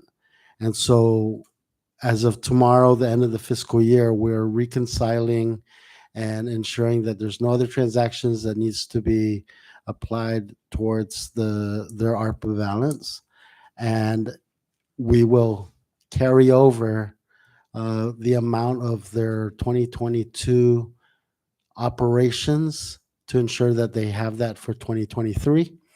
And then if we're short, because we did originally in 2022 allocated about 175 million for operations last fiscal this FY 2022. So we want to keep it at the same level as best as we can. And so before committing additional ARPA funds, we want to ensure that we reconcile the carryover balances of the departments, including the judiciary. Thank you, Secretary. Going back to the 20 million, how much again did you say was already returned from that reimbursement? We have about $21 million. By early next week, we should have all $21 million already in our coffers. And to book it, I will book the 16 some million dollars. I'll get the exact amount towards the cash used from CDL, and the balance will go to the general fund to reimburse 1699J, which is the COVID operations. And that should take care of what you're saying is a Medicaid 7.2 and the remaining 3 quarters. Yes, including the 5 million this current fiscal year, because that's carrying over. They're still able to use their current fiscal year grant monies. It still covers. They're able to carry it over into their 2023. So we allocated 5 million from CDL for their matching. Yeah, I see that on that report that it was already drawn down or at least set aside, obligated. The next question I have is based on the percentage that was allocated for ARPA, the 80% that was set aside for personnel. What percentage can the committee deviate from that allocation? why can't we do a 75-25? Is 80% strictly what was reported to Treasury? The 20%, we said, we informed in our spending plan that to the amount of 20% actually at the 2020 FY 2020 level is the amount of 20% because we went in austerity in 2019, and then in 2020, I'm sorry, prior to the in 2020 we went into austerity, and within that austerity it was a 20% cut, right? And then when we received ARPA, we informed that 20% to restore austerity back to 100% levels for all staff. That value at the time, 20%, was going to be used for FY20 and 2021. I'm sorry, FY21 and FY 2022. In addition to that, the amounts that we gave for WGIs, that increases their current salaries to a little higher level. So about 10% more in salaries. And so to answer your question, we reported for provisions government for salaries is 20% of the current level plus 10% for WGI over the last couple years. Okay. Well, my concern is that you see this 20% was used because of that was how much was needed to restore the Correct. employees that were cut. But then there was numerous employees that were 100% furloughed, and so we had to cover their salaries at 100%. That's correct. And so, it seems like this 20% could be increased because of the 100% that we're giving all these furloughed employees. That's correct, Chairman. You can increase that, or the administration could increase that. However, we reduce the availability of operations. And so we have to stay within the allowable formulation of what we can do for provisions of government. So at the beginning of this ARPA spending plan, it was a total of, I believe it was 70 or 80 million for FY21, and then 175 for 22. And those were within the total amount that we could use for provisions of government. And so when we did our spending plan, we only went for 2 fiscal years. We didn't anticipate the pandemic to go this long. And so we were able to adjust not adjust our spending plan, utilize what we had in FY22. 93 million is, according to August 30th report, 93 million was not used in the already budgeted provisions of government. And so we got to utilize that for operations. So if you say we 75-25, then I'm going to have to reduce operations for the departments. And the governor is committed to keeping the levels of operations for all the departments at the same levels of FY 2022 for operations. Okay. But that brings me on to my next concern, because earlier you mentioned carryovers from the current fiscal year.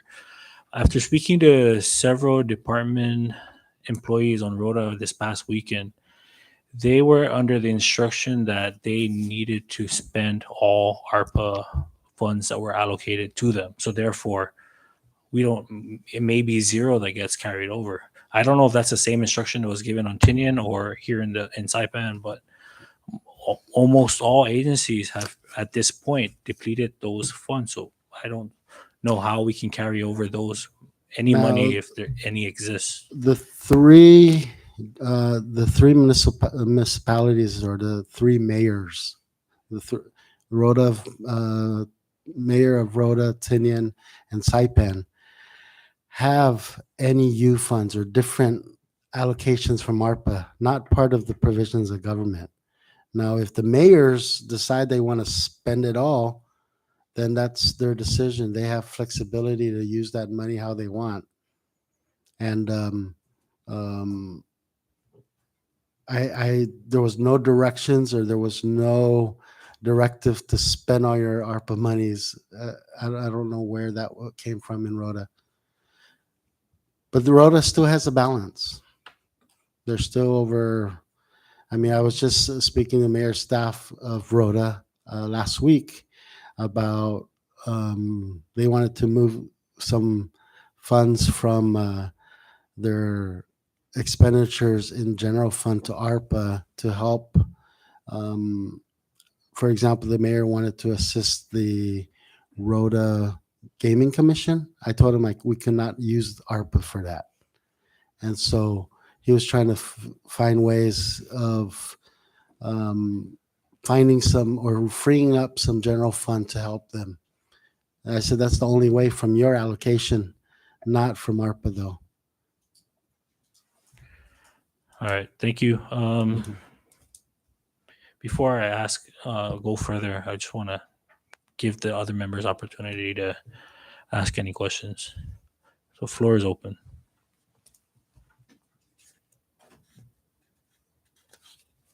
Recognize Rep. Babalta. Thank you, Mr. Chairman. Good evening, Mr. Atalik. Thank you for taking time despite your loss. Question, the legislature is short 1.2 million. How does the administration tend to, or what plans does the administration have to address the shortfall? We don't have access to ARPA funds this year, and it would certainly hamper our operations. What the House tried to do is keep it at the same level, not an increase, as the governor alluded to. But how does the administration plan to address the shortfall for the legislature?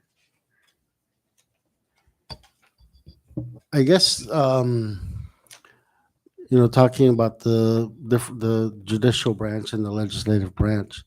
I know the issue of the judicial branch. Now, the legislature, I believe we submitted the budget at the level of um, prior to the ARPA funds, and so that was the directions when submitting the budget. Now we can surely discuss how we can restore that or work on that. But yes, you are right. We did not submit in the governor's submission for the legislative branch additional ARPA funds.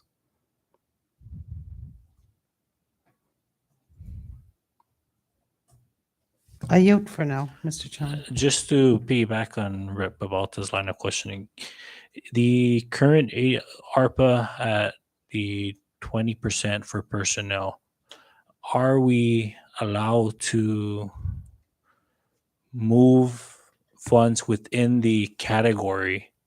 For example, 400 that was given to sports, it's under operations, can we take that and move it to another entity under their operations? In addition to the 800 that was set aside for equitable adjustment, can we take that amount and move it to another entity under that category of personnel? Is that something that can be done? Yes, that can be done. Okay. Thank you for clarifying. Any other members? I recognize Representative Ralph Yumo. Thank you, Mr. Chairman. Just some clarification with regards to ARPA. In the ARPA plan to 2021, 75 million was allocated for governmental provisions or services. How did the big disparity between 2021 and 2022? So where was the bulk of the I guess $100 million has gone to. Um, the report I'm looking at is what was submitted to the Department of Treasury, where 14 million is for to restore reduction in hours. I can see Medicaid match. I guess that was returned. So I guess how what was the The big question- disparity The between 21 and 22? because we receive ARPA funds in mid fiscal year, and so at that time, um, it was like only funding for 5 months of the year, and then the full plan to spend once the bulk of the money comes, including at that time we didn't know how we were going to draw down the money, and so forth. So we anticipated the 5 months of fiscal FY21 and then a full year of support for 2022. And that's all we felt that the pandemic was going to be just another full year, we felt. As we can see, it's still ongoing, although we're a little bit more open now. But based on FEMA, any COVID 19 operations, we're still allowed for reimbursable, at least for now, for the next 60 days. We're still under so-called FEMA disaster um, period where we still can request for reimbursement. So to answer your question, yeah, it was a 5 month of FY21 and then a full year in 2022. Now, keep Yeah. in mind, all ARPA funds need to be expended by December of 2024, including projects. So, like a lot of the projects we have identified, whether it's a water project or a sewer project, contracts need to be executed, encumbered by December 2024, or we lose that money. Okay. So, well, going back, aside from uh, the 5 month, I guess, and the 8 month. So, what was the bulk of the spending? Where did it went? Is it still for governmental services, or did it go to, like what you said, infrastructure or other projects the government has? For provisions of government, we allocated already a little over $200 million, right? $220 million. Of that, I'm still showing. That's why I was mentioning earlier, as of August 30 report, 93 million of that unspent. That includes the FY21, the 5 months, and then we allowed departments and all across the board to carry over in addition to what they're getting in 2022. I'm not sure how to answer your question, Congressman. Uh, the monies are there. It's allocated for provisions of government. 93 million as of August 30. That's why I, I I say we need to see how much of that is probably submitted in during the month of September, and we see what our balance is, and then ensure that all departments get operations in FY 2023. One of the concerns of the Senate is losing funds. Should we appropriate uh, the remaining ARPA? Um, and that's something that we want to clarify, because is there a recovery plan for 2022, or is the government just sticking to or what was originally submitted to the Department of Treasury?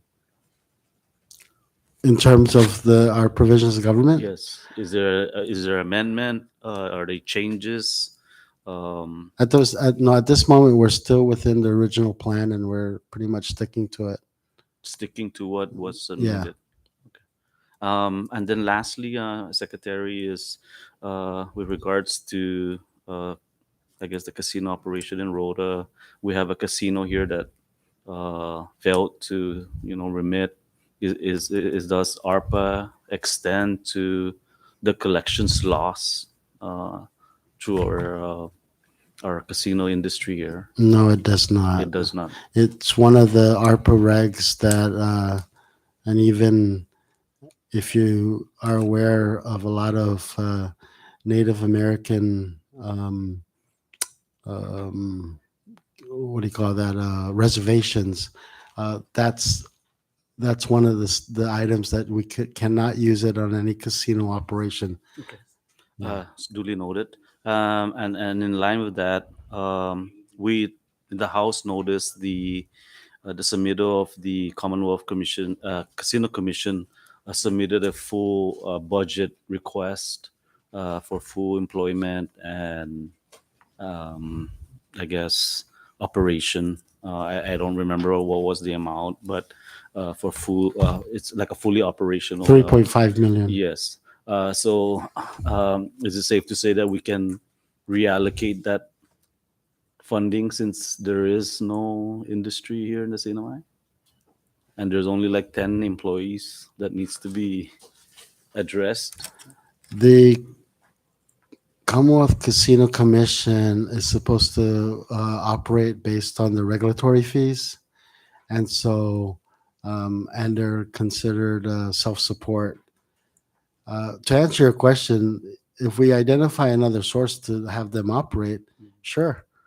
But they were not included. They were not included. They just submitted. They just submitted, but Okay, there's no funding coming from an extra source, reprogramming back to their. no. Okay. Now, what we did was during the original COVID disaster, we took 6 million from them, but we did return that back to them. We returned back what they needed right away, and we kept their payroll to where their level is today. Now they're running really low, and I have meetings set with the executive director next week to discuss how we can keep them afloat. I'll have to look and see how we can help them. Thank you, Secretary. Thank you, Representative Yumo. Before we proceed, Chairman Hokuk, do you object to any of the alternates asking questions?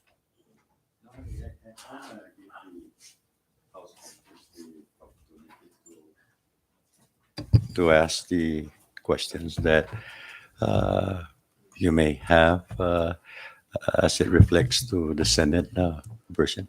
Thank you. I recognize Vice Speaker Ato. Thank you, Mr. Chairman. Thank you, Chairman Holcook, for allowing me to speak. Mr. Secretary, thank you for joining us this afternoon. You mentioned that the CDO loan, we're getting back $21 million in FEMA reimbursements, and that's supposed to address the first quarter of the 25%, a portion of the money. Mr. Vice Speaker, I've already allocated for the first quarter. For the first quarter. 3.2 million. Yeah. And then the remaining funds of the original monies that have been collected is going to the Medicaid matching. Yes. So I received, we're receiving, and we're expecting to receive more reimbursements, mind you, but we do have $21 million that are going to be in our coffers by next week that I will reimburse what we used in CDL to allow it to be used and secured for the 7.2 million for Medicaid and 9.6 million for the 25% for the rest of the FY 2023. Okay, so the CDO reimbursements will address the 25% for the rest of the fiscal year, That's 2023. Okay. And the remaining, like 12, almost $13 million that's supposed to address the Medicaid matching will be coming from the same source? So out of the 21, I'm reimbursing CDL for I'm going to reimburse CDL for the 7.2 and 9.6 based on our discussion today. It was not in the original plan, but we can do that. Okay. And that's one of the understandings that we have already as a conference committee, that obviously anything that was not identified by the administration shall not be subject to appropriation. So therefore, or one of the provisions in the Senate version included the CDL money. And I guess the understanding would be removing that, but we also wanted in black and white from the Secretary of Finance that these funds will be addressing the 25% and the Medicaid reimbursement, so that we can include that in this process Yeah. and into the report, so it carry through to the administration. I have no objection. No, and you also mentioned that the plan for the ARPA funds is to get every department or line item agency hopefully to the 2022 level, funding level, correct? That's And correct. that's inclusive of all branches of government as well. Yes. Okay, and we would like that also in black and white, sir. Okay. Thank you, Mr. Chairman. Thank you, Secretary. Thank you, Vice Speaker. I recognize the chair. And to further that, even to the individual account to be replaced to ensure that, we'll get also the level of 2022. But anyway, Secretary of Finance, thank you for your response. And I believe Vice Speaker have asked the necessary question to secure the House concern regarding the matching fund of 7.2 and the remaining quarter for the 25% of the retirees.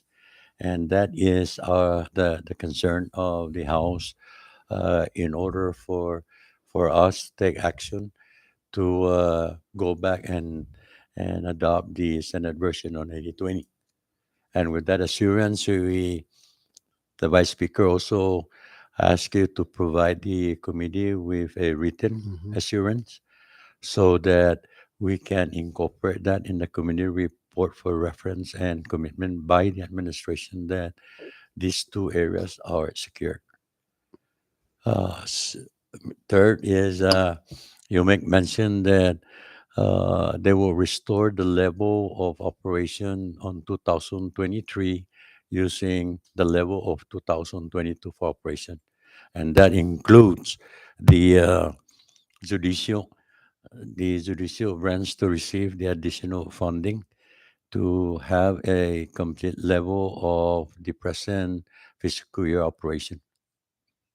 Uh, is that also one that you will be giving the conference a commitment that we will restore the reduction of the judicial that will be replaced by ARPA funding?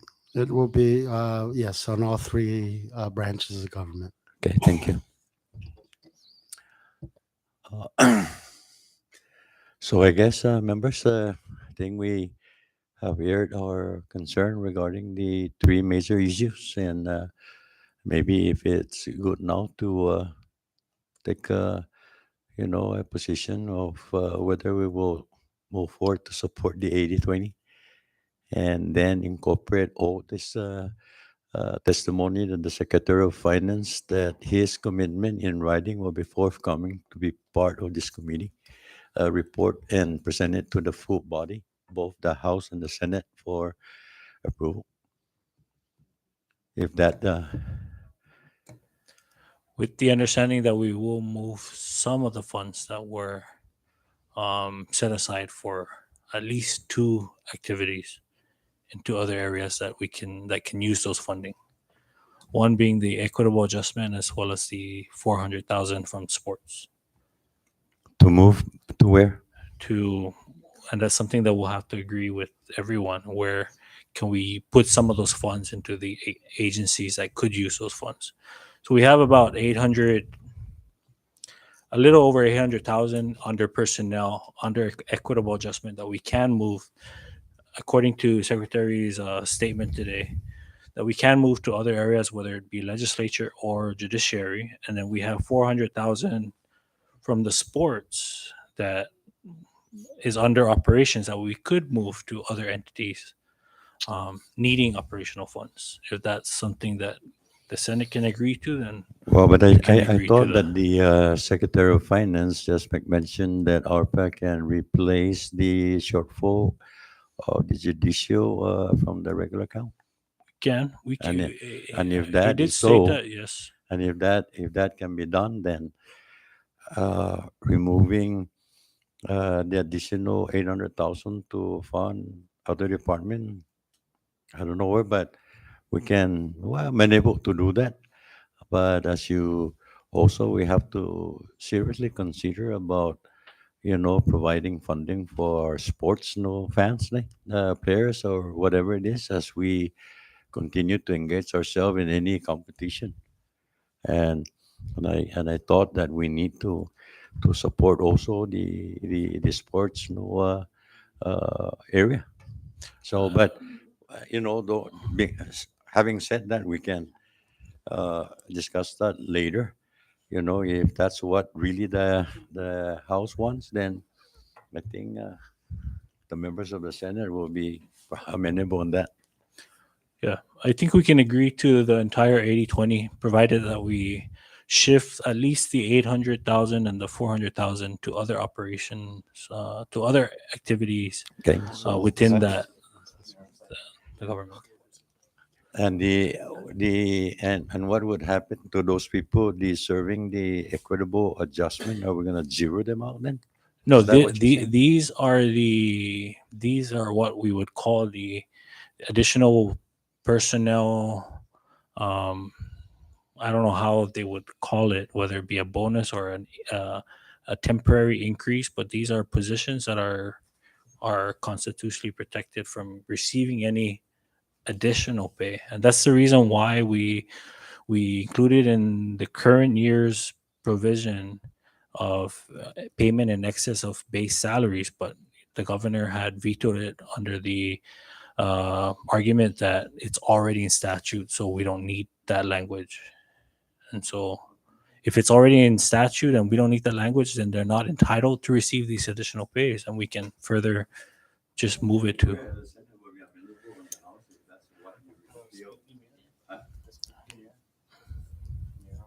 Yeah. But before we make any actions at this time, if no other members have anything for the secretary, yeah, before. But I believe Senator Cruz had something he would like to ask. Thank you, Chairman Maglonia. Is that request in regards to increase? Is that the those that are actively working? That those increase, or those are the higher position that you're talking about increase? Is These would be for the higher positions. Thank you. Just to clarify that, because those that are already went to NOPA process that have been sitting in the planning budget because of the typhoon and then the austerity measure and pandemic, those have been waiting. There's no No, for almost 2 yeah, years. for clarification, these would be, there's a list of, there's an employee listing, and these would be for positions like the secretaries and commissioners and Thank you. so on and so forth. The Senate have no issue on that to compromise with the House. But Thank before we take any action on that, if any other members have nothing else for the secretary, we can excuse him at this time. No. Thank you. All right. Thank you so much, Thank you so much. Secretary. And our condolences again, Mr. Secretary.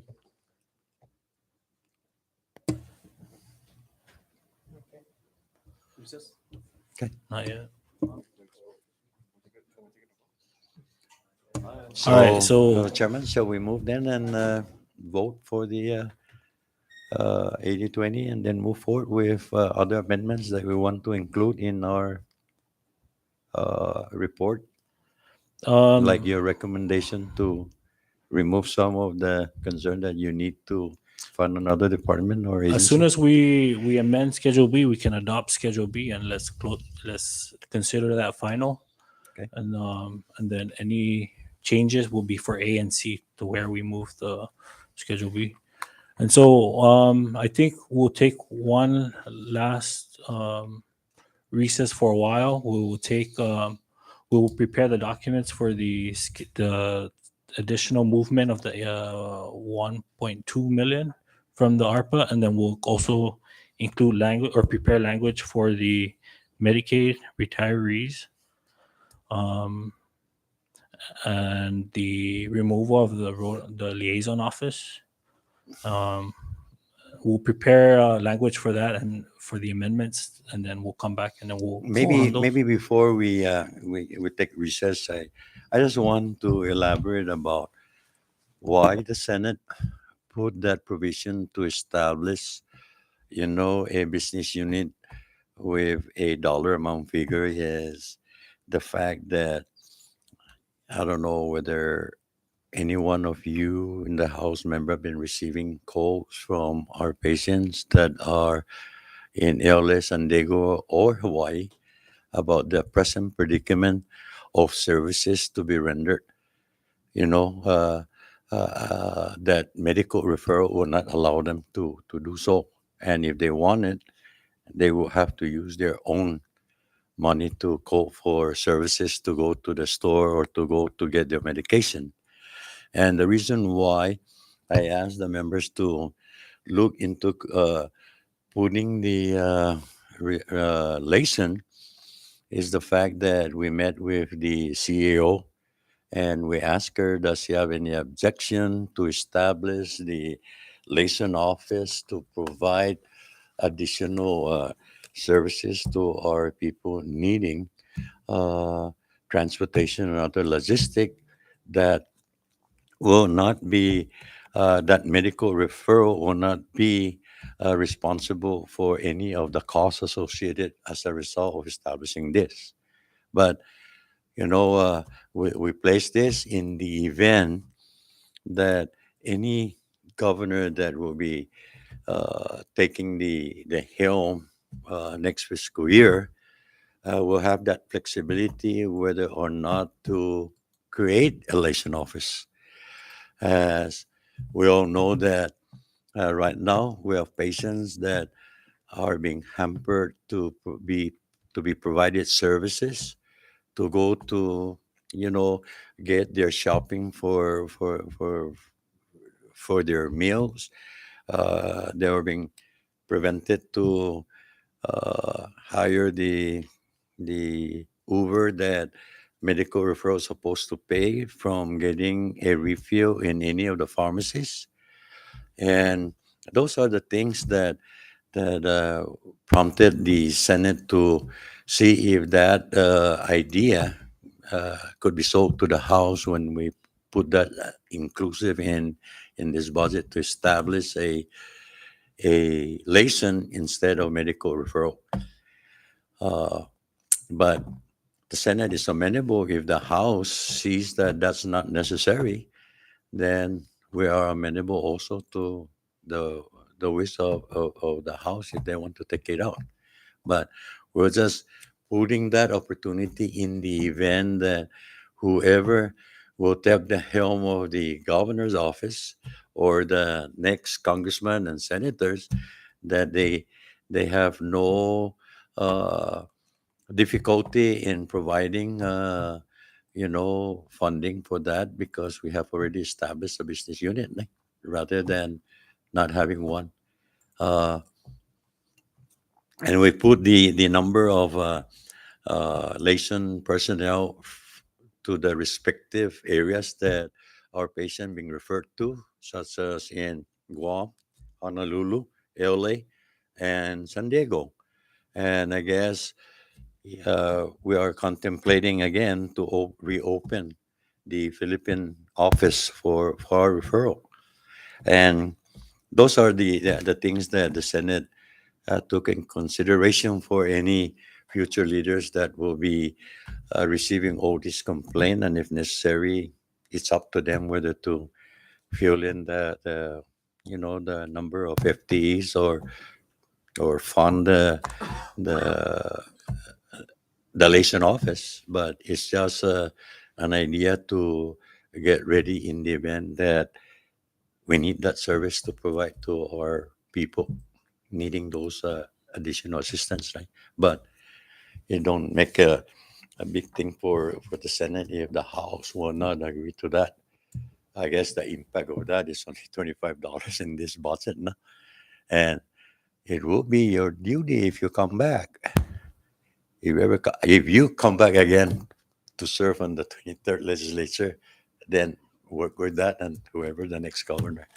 But it's not mandatory. If the House don't feel that is necessary, we're amenable to take that out as you wish. Thank you, Chairman Hoku. I think the concerns that the House has shared is not only, I mean, this is the budget bill is only for the fiscal year. I think just like the Senate's argument on the tobacco tax in regards to two subject, or whether it can be a creation of a new agency or division or department, such as a liaison, can be done in the budget bill. I think that's one clarification that we might, if we can get from the council to see if that's the right approach, or should this be done through a separate legislation, just like how the recommendation was with the tobacco and the sugar tax beverage bills. That concern was actually raised, and I basically said it's the House may raise the same concern, one subject, but we said just leave it in there. The issue will probably come up, but that's the only reason, as stated by the Senator Hokuk, why we put it in there. It's kind of iffy because of the one subject rule, but we're even, or I'm even willing to forego the one subject rule on the taxation based on the one subject rule, but we cannot overcome the other constitutional restriction that any revenue generation measure must be passed separately. And I don't know whether I guess she heard me that just spend maybe a couple minutes and look at the analysis, and she did start reading it verbatim, second paragraph on that page. I marked the page, but somehow she conveniently skipped the most important sentence,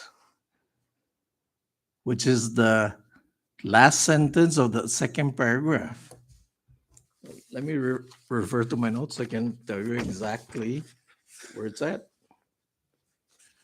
It's on page 75 on the analysis.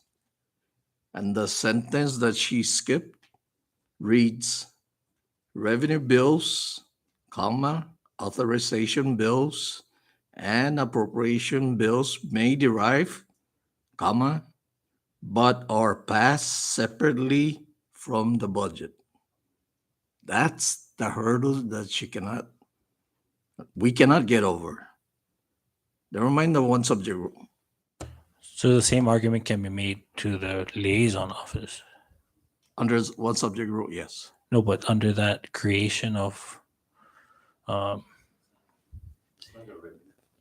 Yeah, that one's not revenue. It's just basically opening up a business unit for the liaison office. okay. Mr. Chairman, I don't want to dwell into that to complicate the the conference position. If the House conference will disagree with that, then I have no question to agree with what the House would have a question on that provision. Okay. So I guess we can take this time during recess to go over any amendments that any of the members would like to make. And then we can come back and we can start tackling any amendments that are going to be offered. All right. And so I would ask the Senate members, how much time do you think you would like to? We have all the time when you call. When you're ready, we are ready. So 11 p.m. is good. Huh? 11 p.m. Congressman, Chairman, it's only 6 o'clock. We'll not wait for 11. I mean, we can tie it in with dinner if people are gonna get dinner, so we can come back No, with an hour. Actually, we ordered already dinner for all of us here. So if you would join us, it will be much better to have a normal conversation during dinner. So The LAs will, and the staff will prepare some Yeah. schedule's gonna have to be adjusted. Some language is gonna have to be prepared. So, And then we're gonna yeah, sneak in dinner for them too, so Yeah, yeah. we should give them that time also. so 7:30. and Yeah, if the clarification, Mr. Chairman, of the Secretary of Finance is all in agreement with us, then we can insert that in the committee and uh, for the committee's review, and maybe we can take action on that, and that can conclude our conference tonight, this evening. No? If we want to do a special committee, we can do that, provided that document also. Yeah. But we will wait for that, but we can already put that in the amendment. Yeah, we of can the put it document. in, and then we'll, as soon as we get word from the secretary of how soon he can get that to Yeah. us, we can schedule we can come Maybe back tomorrow and morning. adopt the Yeah, final tomorrow product. morning, if it's ready by tomorrow, we can come back. Yeah. And adopt, and maybe the House can emergency session tomorrow as well as the Senate, so we can close the books and begin the 2023 budget year. So we can get our payroll next payday. We'll discuss it. Okay. All right. We'll recess until 7:30 p.m. Okay, Thank you. so we'll wait for you guys, but you don't have to go anywhere. We made an order already for all of us to eat dinner.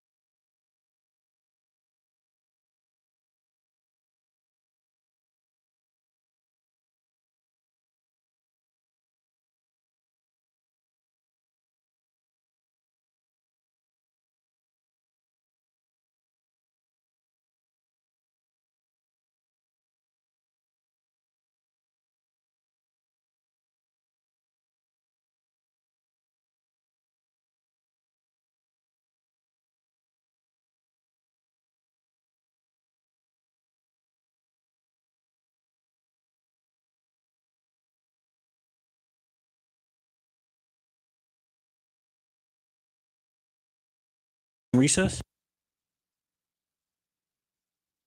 Prior to recess, we've discussed that the council and the fiscal analyst will prepare the necessary changes to, based on our discussions.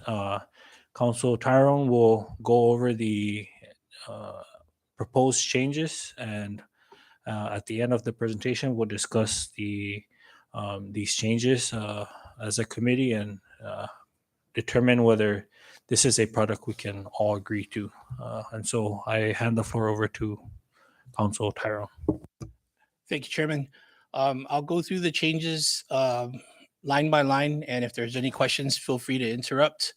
The changes that we made were pursuant to the House Conferee's general direction. So if there's any misunderstanding and any mistakes, I'll own them and I'll make appropriate changes. But with that in mind, the first line in the title, we're changing the title back to the traditional make appropriations as opposed to the establish a budget plan. The second change in the title is just adding the word the.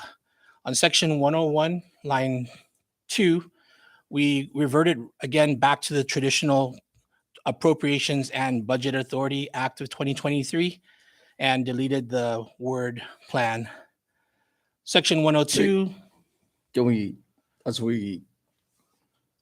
Can I explain why we made the change? It's up to the chairman. Okay, I guess because the term allocate and appropriate will be changed throughout.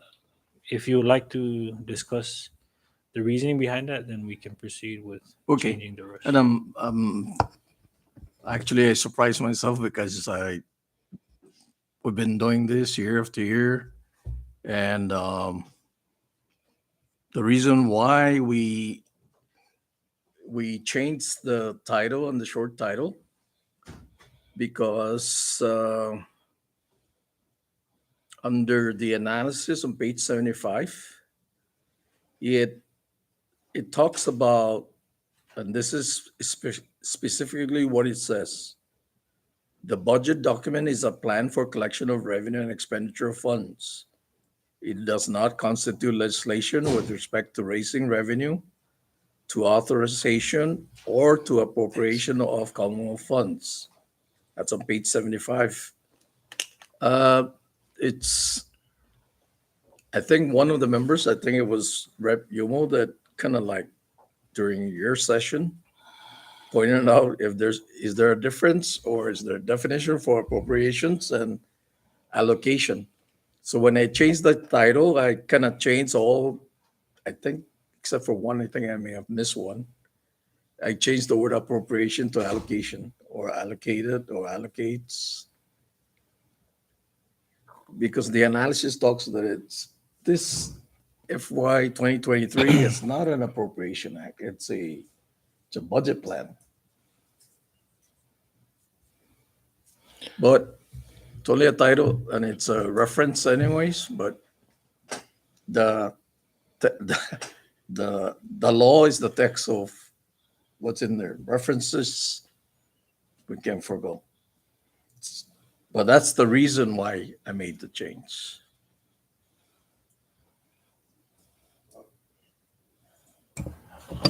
Recognize Vice Speaker. Any Oh.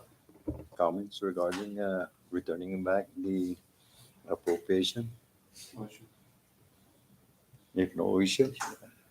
Anyway, we've been using no budget appropriation for so many years, so I think that's only a new change that to bring our attention now. But if this has been a practice for years, from years back, then I don't think that's a major issue, no, Council?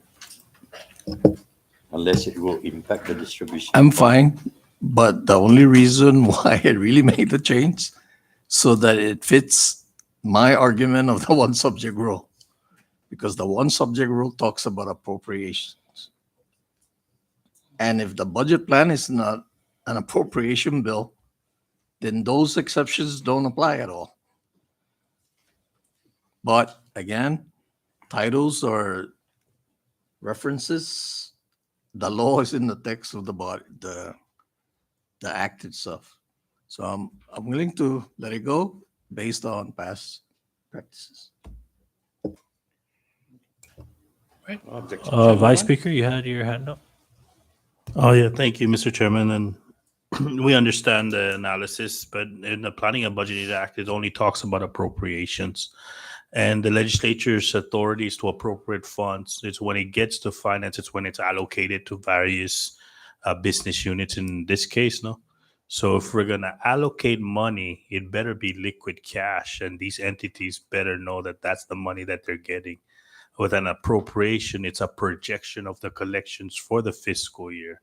That's the reason why, from our perspective, and the Planning and Budgeting Act only talks about appropriation, we should maintain the term appropriation rather than allocation. It's like kung deposit ki banko, let's say there's multiple bank accounts, you make a $10,000 deposit, but it's allocated to various accounts. Just for sake of argument down the road, when it comes to saying you allocated $100 million to our entity, how come we're not receiving $100,000? Then the argument of it's based on collections doesn't apply to the allocation and compared to the term appropriation. No, that's the only reason. And thank you, Mr. Chairman. Thank you, Vice. If there's no other concerns, that's one of the proposals, and then we can agree to all the other amendments. But just moving forward, all terms, all of the terms where it says allocated was reverted to appropriation or appropriated. We Uh, actually didn't. Sorry, Chairman. We actually didn't make all the changes. But we that would got- be the proposal, is to moving forward all allocated terms. Thank you. Please proceed, Council. Thank you, Chairman. So on section 101, again, with the discussion we just had in mind, we made those changes. Same with line 5 on section 102. We reverted back to the act appropriates, and therefore we struck out budget plan allocates. We moved on to page 4. And on page 4, the House conferees instructed us to delete new liaison office, consistent with the understanding that the provisions regarding the liaison office would be deleted. So we felt we needed to make the corresponding deletion on line 10 to remove this provision. Moving on.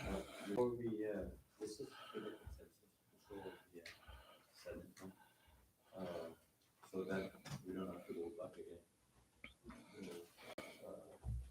The Senate conference, you agree that we, as recommended to the House, to remove the It's okay, okay. Yeah. So, okay, on line 13, the Senate conference would agree to delete the new creation of relation office. Right. Okay.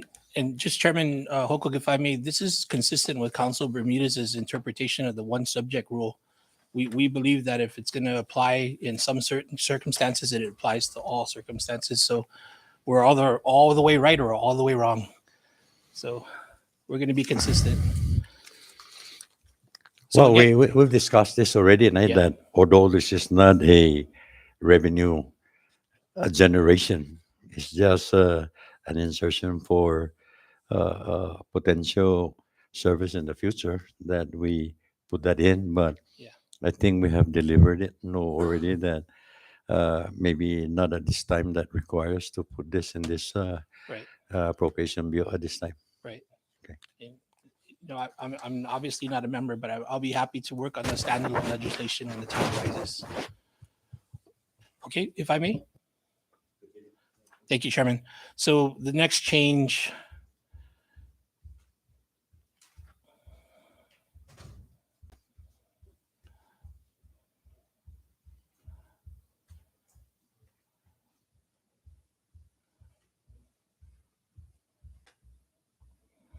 I'm already on page 17, still no changes.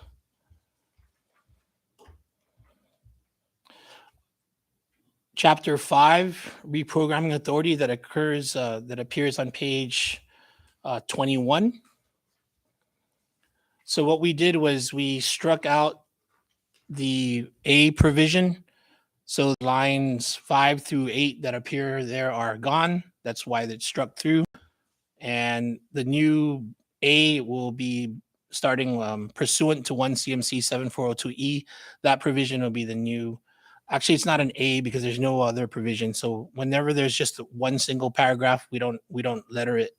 So that'll be a standalone paragraph. All right, continuing. Make a comment. Only if you're going to agree with me. I mean, I think this is almost a verbatim language of 720E, right? It's in the statute.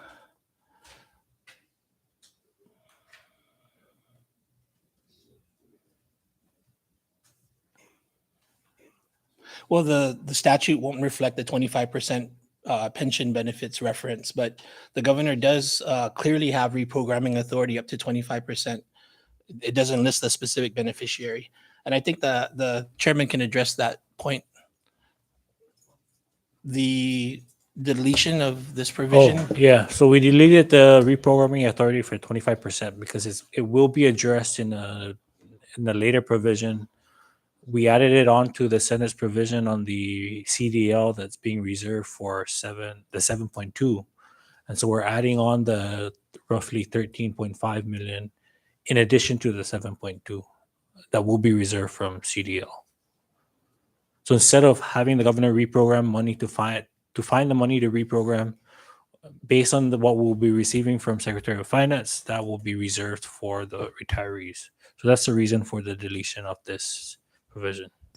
I understand that, but I think repeatedly, year after year, the governor would line item veto a language that's already existing in statutes.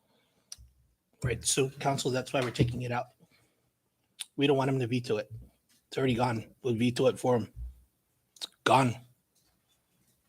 You're talking about the I'm talking new- about taking out A.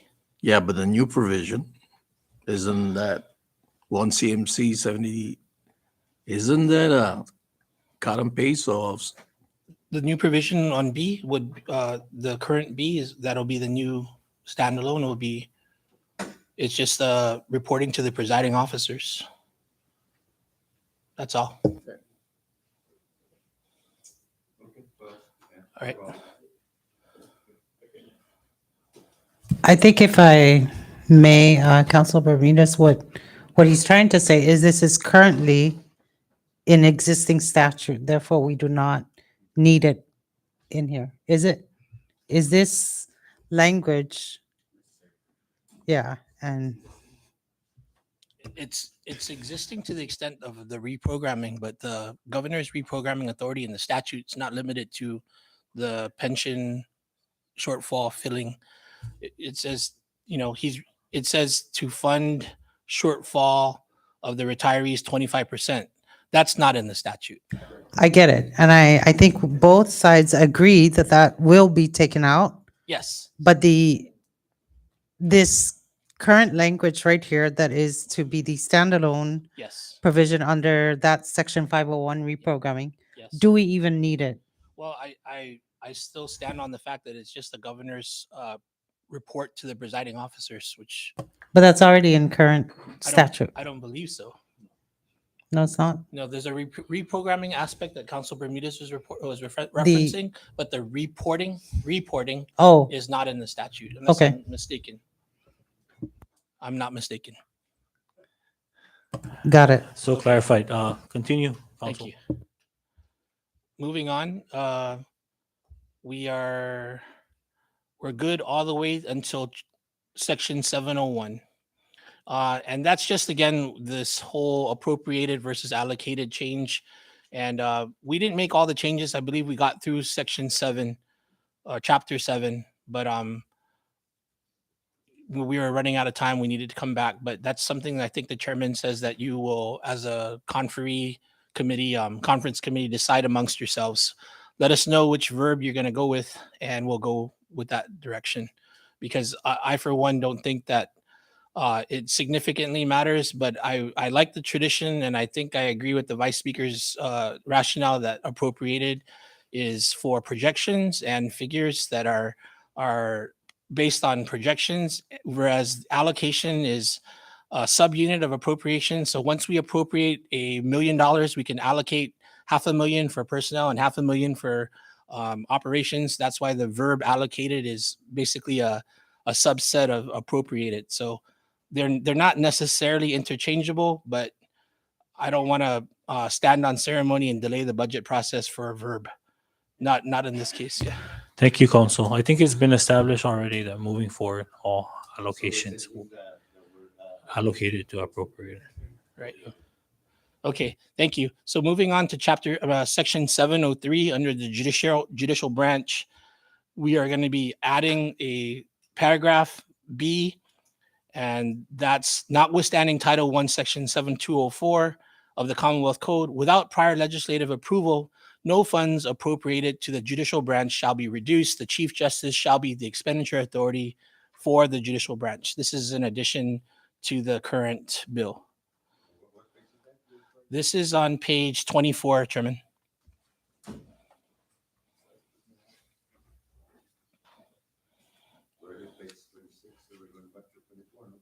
The pagination may have changed based on if they printed out the downloaded copy that you might have.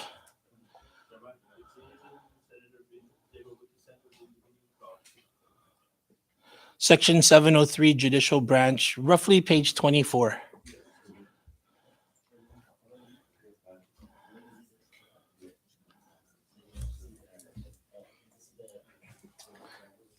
Yeah, so it'll vary a little bit. That's why you have the hard copy there.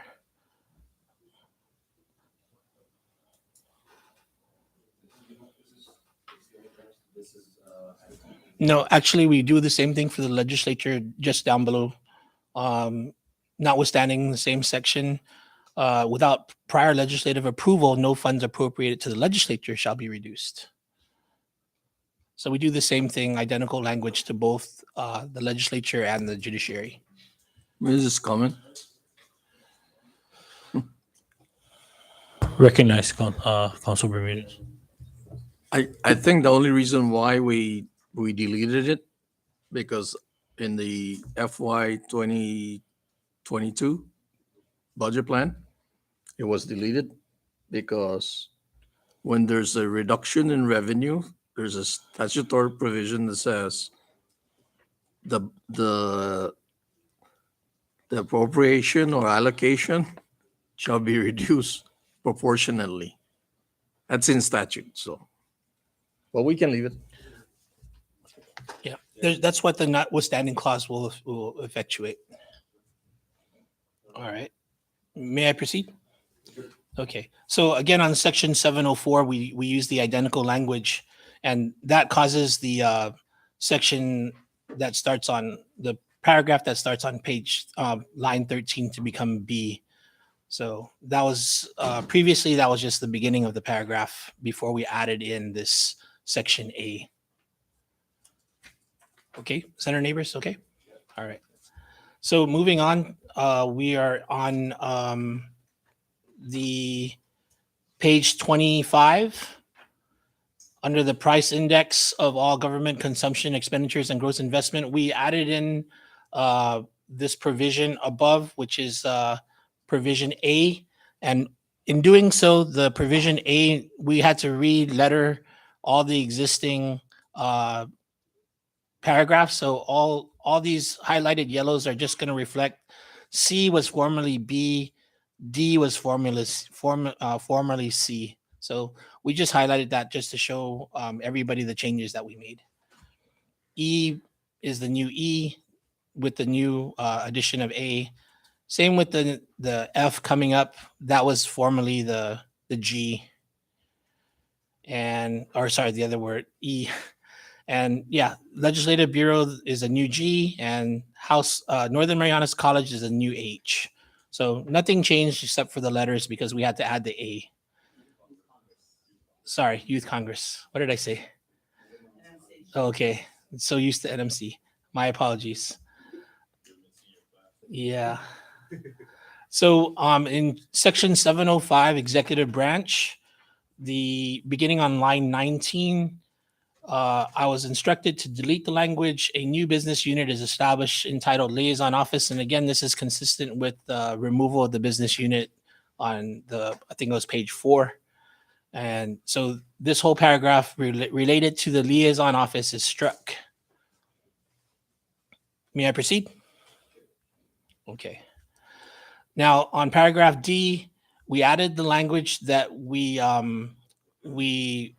produced based on what we learned from the Secretary of Finance, and that's beginning on line 5. Provided further, the amount of 13.5 million US dollars shall be allotted from the FEMA Community Disaster Loan to fund the 25% of the Commonwealth government's obligation to the CNMI retirees for fiscal year 2023. And I apologize. That's that's the wording I came up with in this short amount of time. I'm sure with Council Bermudez's help, I can wordsmith it even better. But the words are there. We're taking care of the retirees for the entire fiscal year, with the 13.5 coming from the CDL.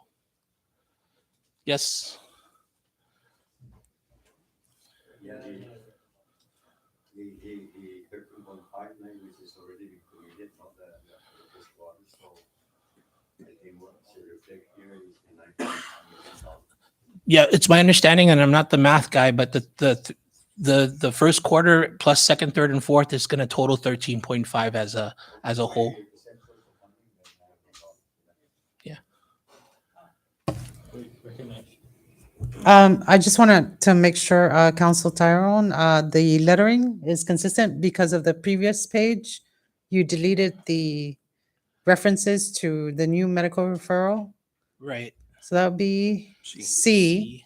Next one would be D. Oh, C. So I just wanted to make sure that the lettering was consistent through. Right.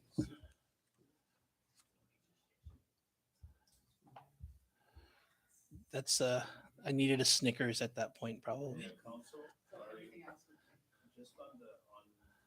E for the Medicaid, there's also the additional portion from the CDL that will be addressing the remainder of the Medicaid cost, which is 20 million. The Medicaid. The 7.2 is the upfront, but the remaining amount that's needed for Medicaid is 7.2. So do we need a provision for? You already have it on the top. Oh, okay. Yeah, it's up here. So we're good? All right. So my apologies. So Chairwoman Babalta's C is now there, right? And this becomes D. And then this becomes E. Sorry about that. All right. So now we're on section 706, Rhoda. And I believe there aren't any changes. Section 707, Tinian, also no changes. 708, yes? I think it was a change at the end. Oh,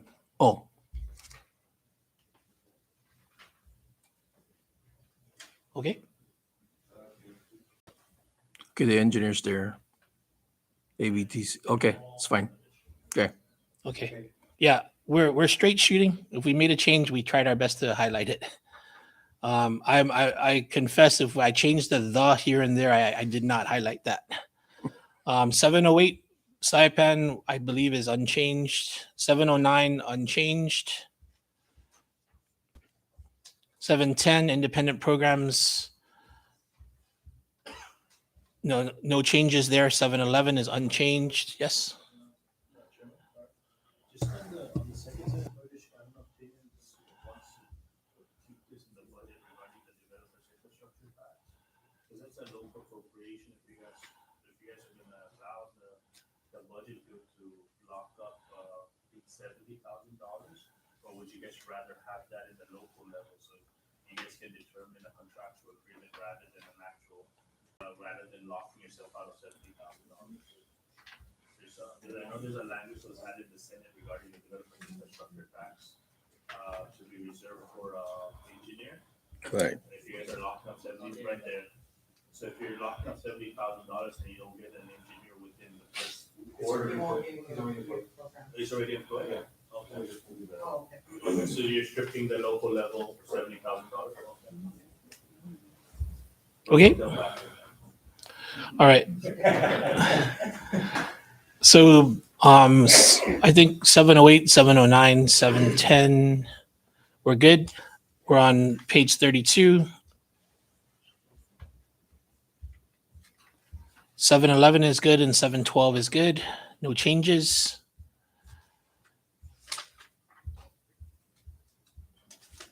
713, no changes. 74, then we're on chapter 8, administrative provisions. No changes. 802, no changes. And I want to say that's it. Chairman, I yield. At this time, can we recognize the fiscal analyst to discuss the changes made to the schedules?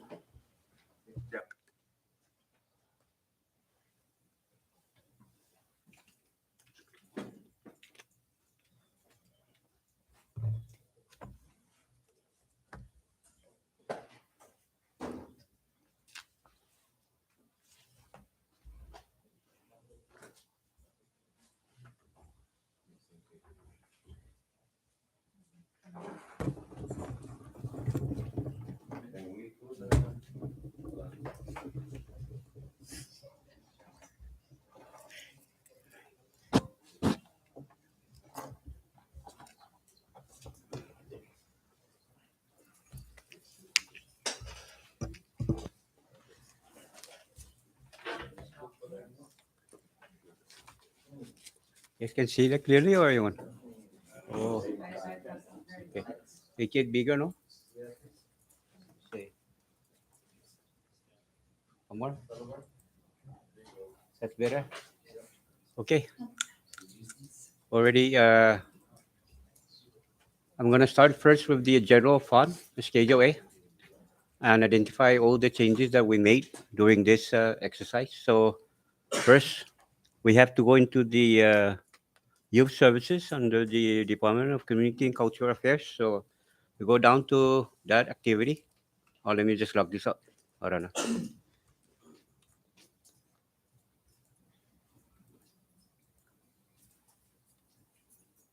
We get down to that activity, DCCA, you will see an addition of 2 FTEs for this one, for youth services Saipan. That's one addition there that we did. And then further down, under other offices of the government, I'm sorry, we have to go up and find the other offices of the government here. Under the environmental quality Saipan, we added 3 FTEs there. And then, as the counsel for the House stated, that the leasing office will be taken out. So as you can see the transactions down there, I've taken out the 25 FTEs, the appropriation allocation for the personnel out for $25, and out the $1 for operation.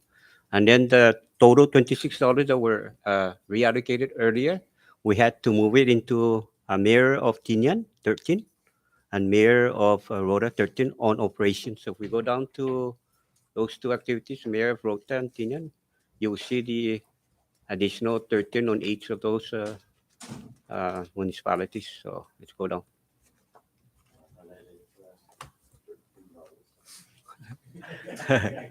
I mean, just to equally distribute so that we can balance the budget, Mr. Chairman. Sorry about that, but so that's the 13 up there, and then the other 13 is in the bottom. Already? So that resolved the issue of the election office. And you can see under the election office in the top, I will, when I clean this up, I will take that out, that heading. It's under the other offices of the governor and lieutenant governor. Yeah, I'll just delete it out. But for now, I'm just presenting it out as it is. So when I'm done with the cleanup, you won't see this activity here already. So let me see further down here. Okay, I think that's about it on the general fund Schedule A. If you have any questions, you can ask me now so we can move into the next Schedule B. Ready? Okay, move on to Schedule B. Now let me anchor my worksheet here and we'll move on to the next.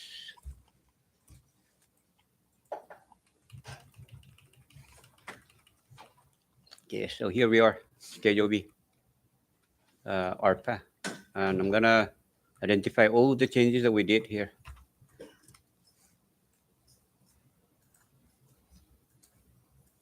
Okay, first thing first is we go under the judicial branch. We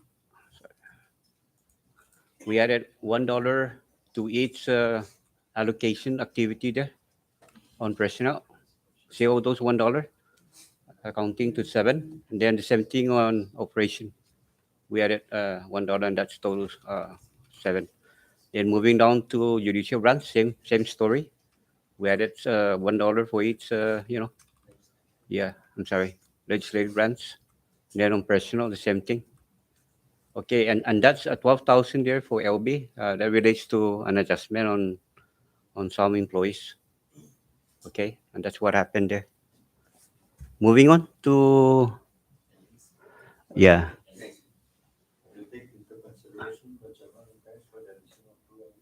Yes, those are the two ones right there, Mr. Chairman. So moving on to road and mayor.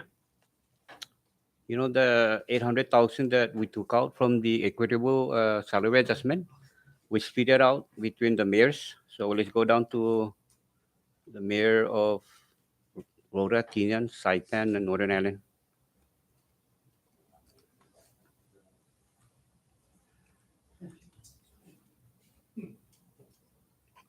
So here we go.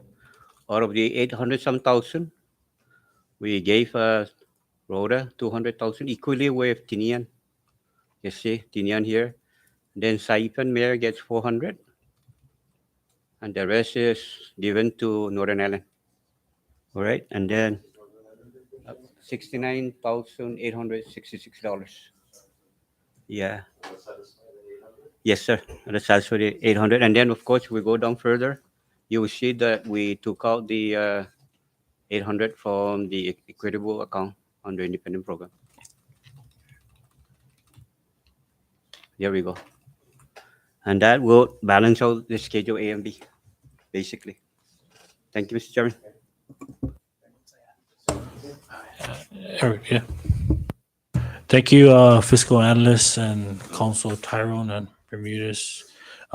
So conferees, these are the changes that we worked on based on our discussions. If there are any concerns regarding any of the amendments made, we'd like to address them now. I think, Mr. Chairman, we have covered all the concern, both the House and the Senate, no? On our deliberation before we have this screenshot of what changes we made. Unless other members have any concern. I just want to look at the Schedule A for the first and second senatorial for the mayor's office, the Schedule A, right? The NOPs, the positions, right? We're okay with that. Yeah, we left it the Senate version. Yeah. So, we're it, Chairman? Yeah. So as soon as we get word from Secretary of Finance in regards to that letter that he'll be providing the committee, we can schedule. We'll recess now and then come back to vote on the final product as soon as we get that letter. Another recommendation, Mr. Chairman, why don't we just finish the changes, and we adopt, and hopefully we can receive that early tomorrow morning, the commitment letter from the Secretary of Finance. And anyway, we need to receive that because in order for us to move for the session, we must ensure that commitment letter is attached to the committee report. Right, Council? You have it in language already, right? So Yeah. it's languaged into the document. So once that's approved, there's that attachment has to. And what, Mr. Chairman, what I was saying, that if that commitment letter does not show up before both the House and the Senate, then we just have to wait and get that commitment letter to be attached on our committee report before we even call session for the adoption of the committee report as agreed upon. I think the Secretary of Finance stated on record already. I think that suffices. But why should we need that commitment? Just to ascertain the change in the administrative committee. No. Yeah. I know. Yeah, I think at the end of the day, we can't finalize the committee report. Obviously, the committee report's gonna be addressed by the LAs. So if we agree on this, they can start formulating the committee report. When that letter comes in, session called by both houses. Exactly. As soon as the committee report is signed. No? As soon as that letter. Yeah. So the rest of it goes to our first side. That's fine. Yeah. No. Okay. So just to make the proper motion, can I get a motion for the adoption of the changes made to? So, All right. Inconsistent with what the council and the fiscal analyst has presented, there's a motion for the adoption of the changes made to the agreed upon changes made to the House Bill 22-116. Can I get a second? All right, a motion was made and seconded. Discussion on that motion. Ready? And just to clarify, the motion is to adopt the changes made, and then we would need to adopt the main motion. All right, and so just to adopt the changes, can I get the clerk or the LA to take roll? Representative Ralph N. Newman, Yes. Representative Selena R. What is it going to be? Yes. CCR? Representative Donald M. Malloy, Yes. Senator Carl R. King Davis, Yes. Senator Vinny F. Sablon, Yes. Senator Victor B. Hoko, Chairman Manglonia and Chairman Hoko, all 6 members voted in the affirmative.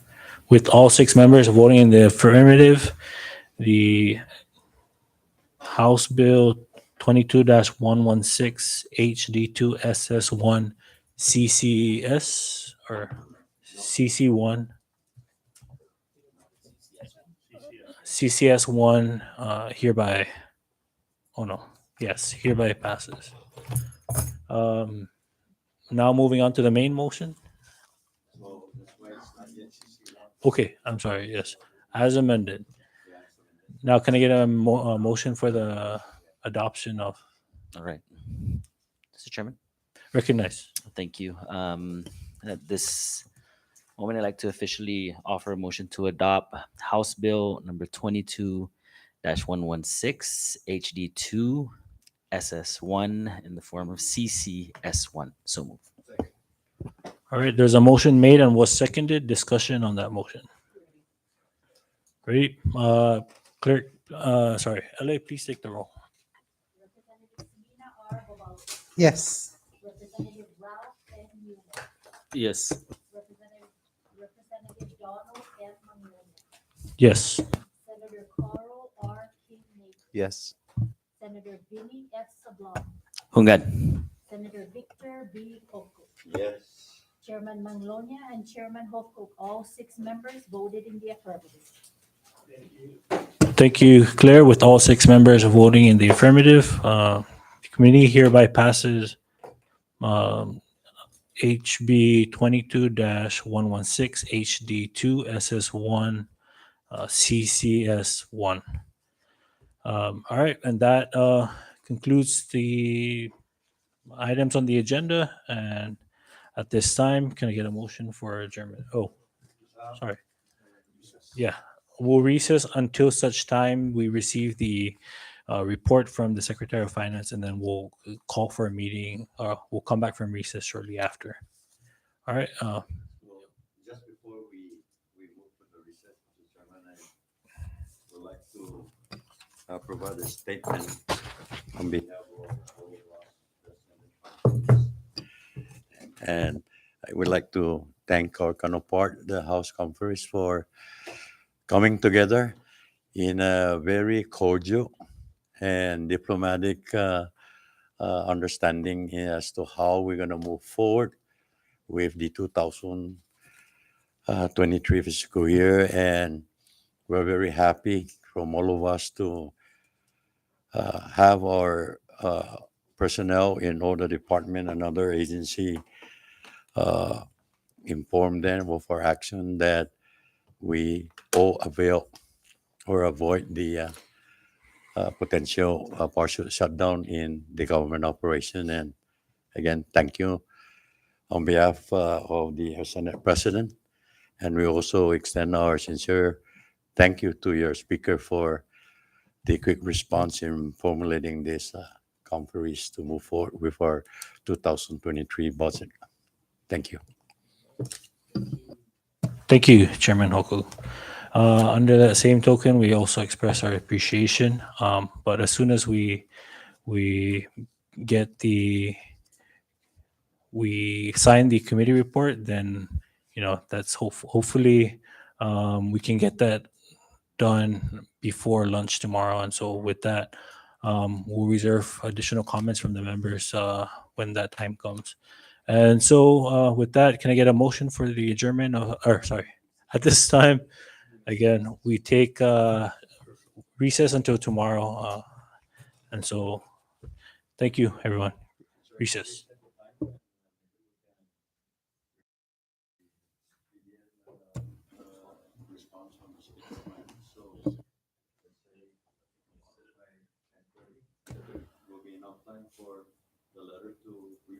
All right. We'll recess until 10:30, and should we fail to get that on time, then we'll extend that recess. All right. Recess until 10:30, September 30. Thank you.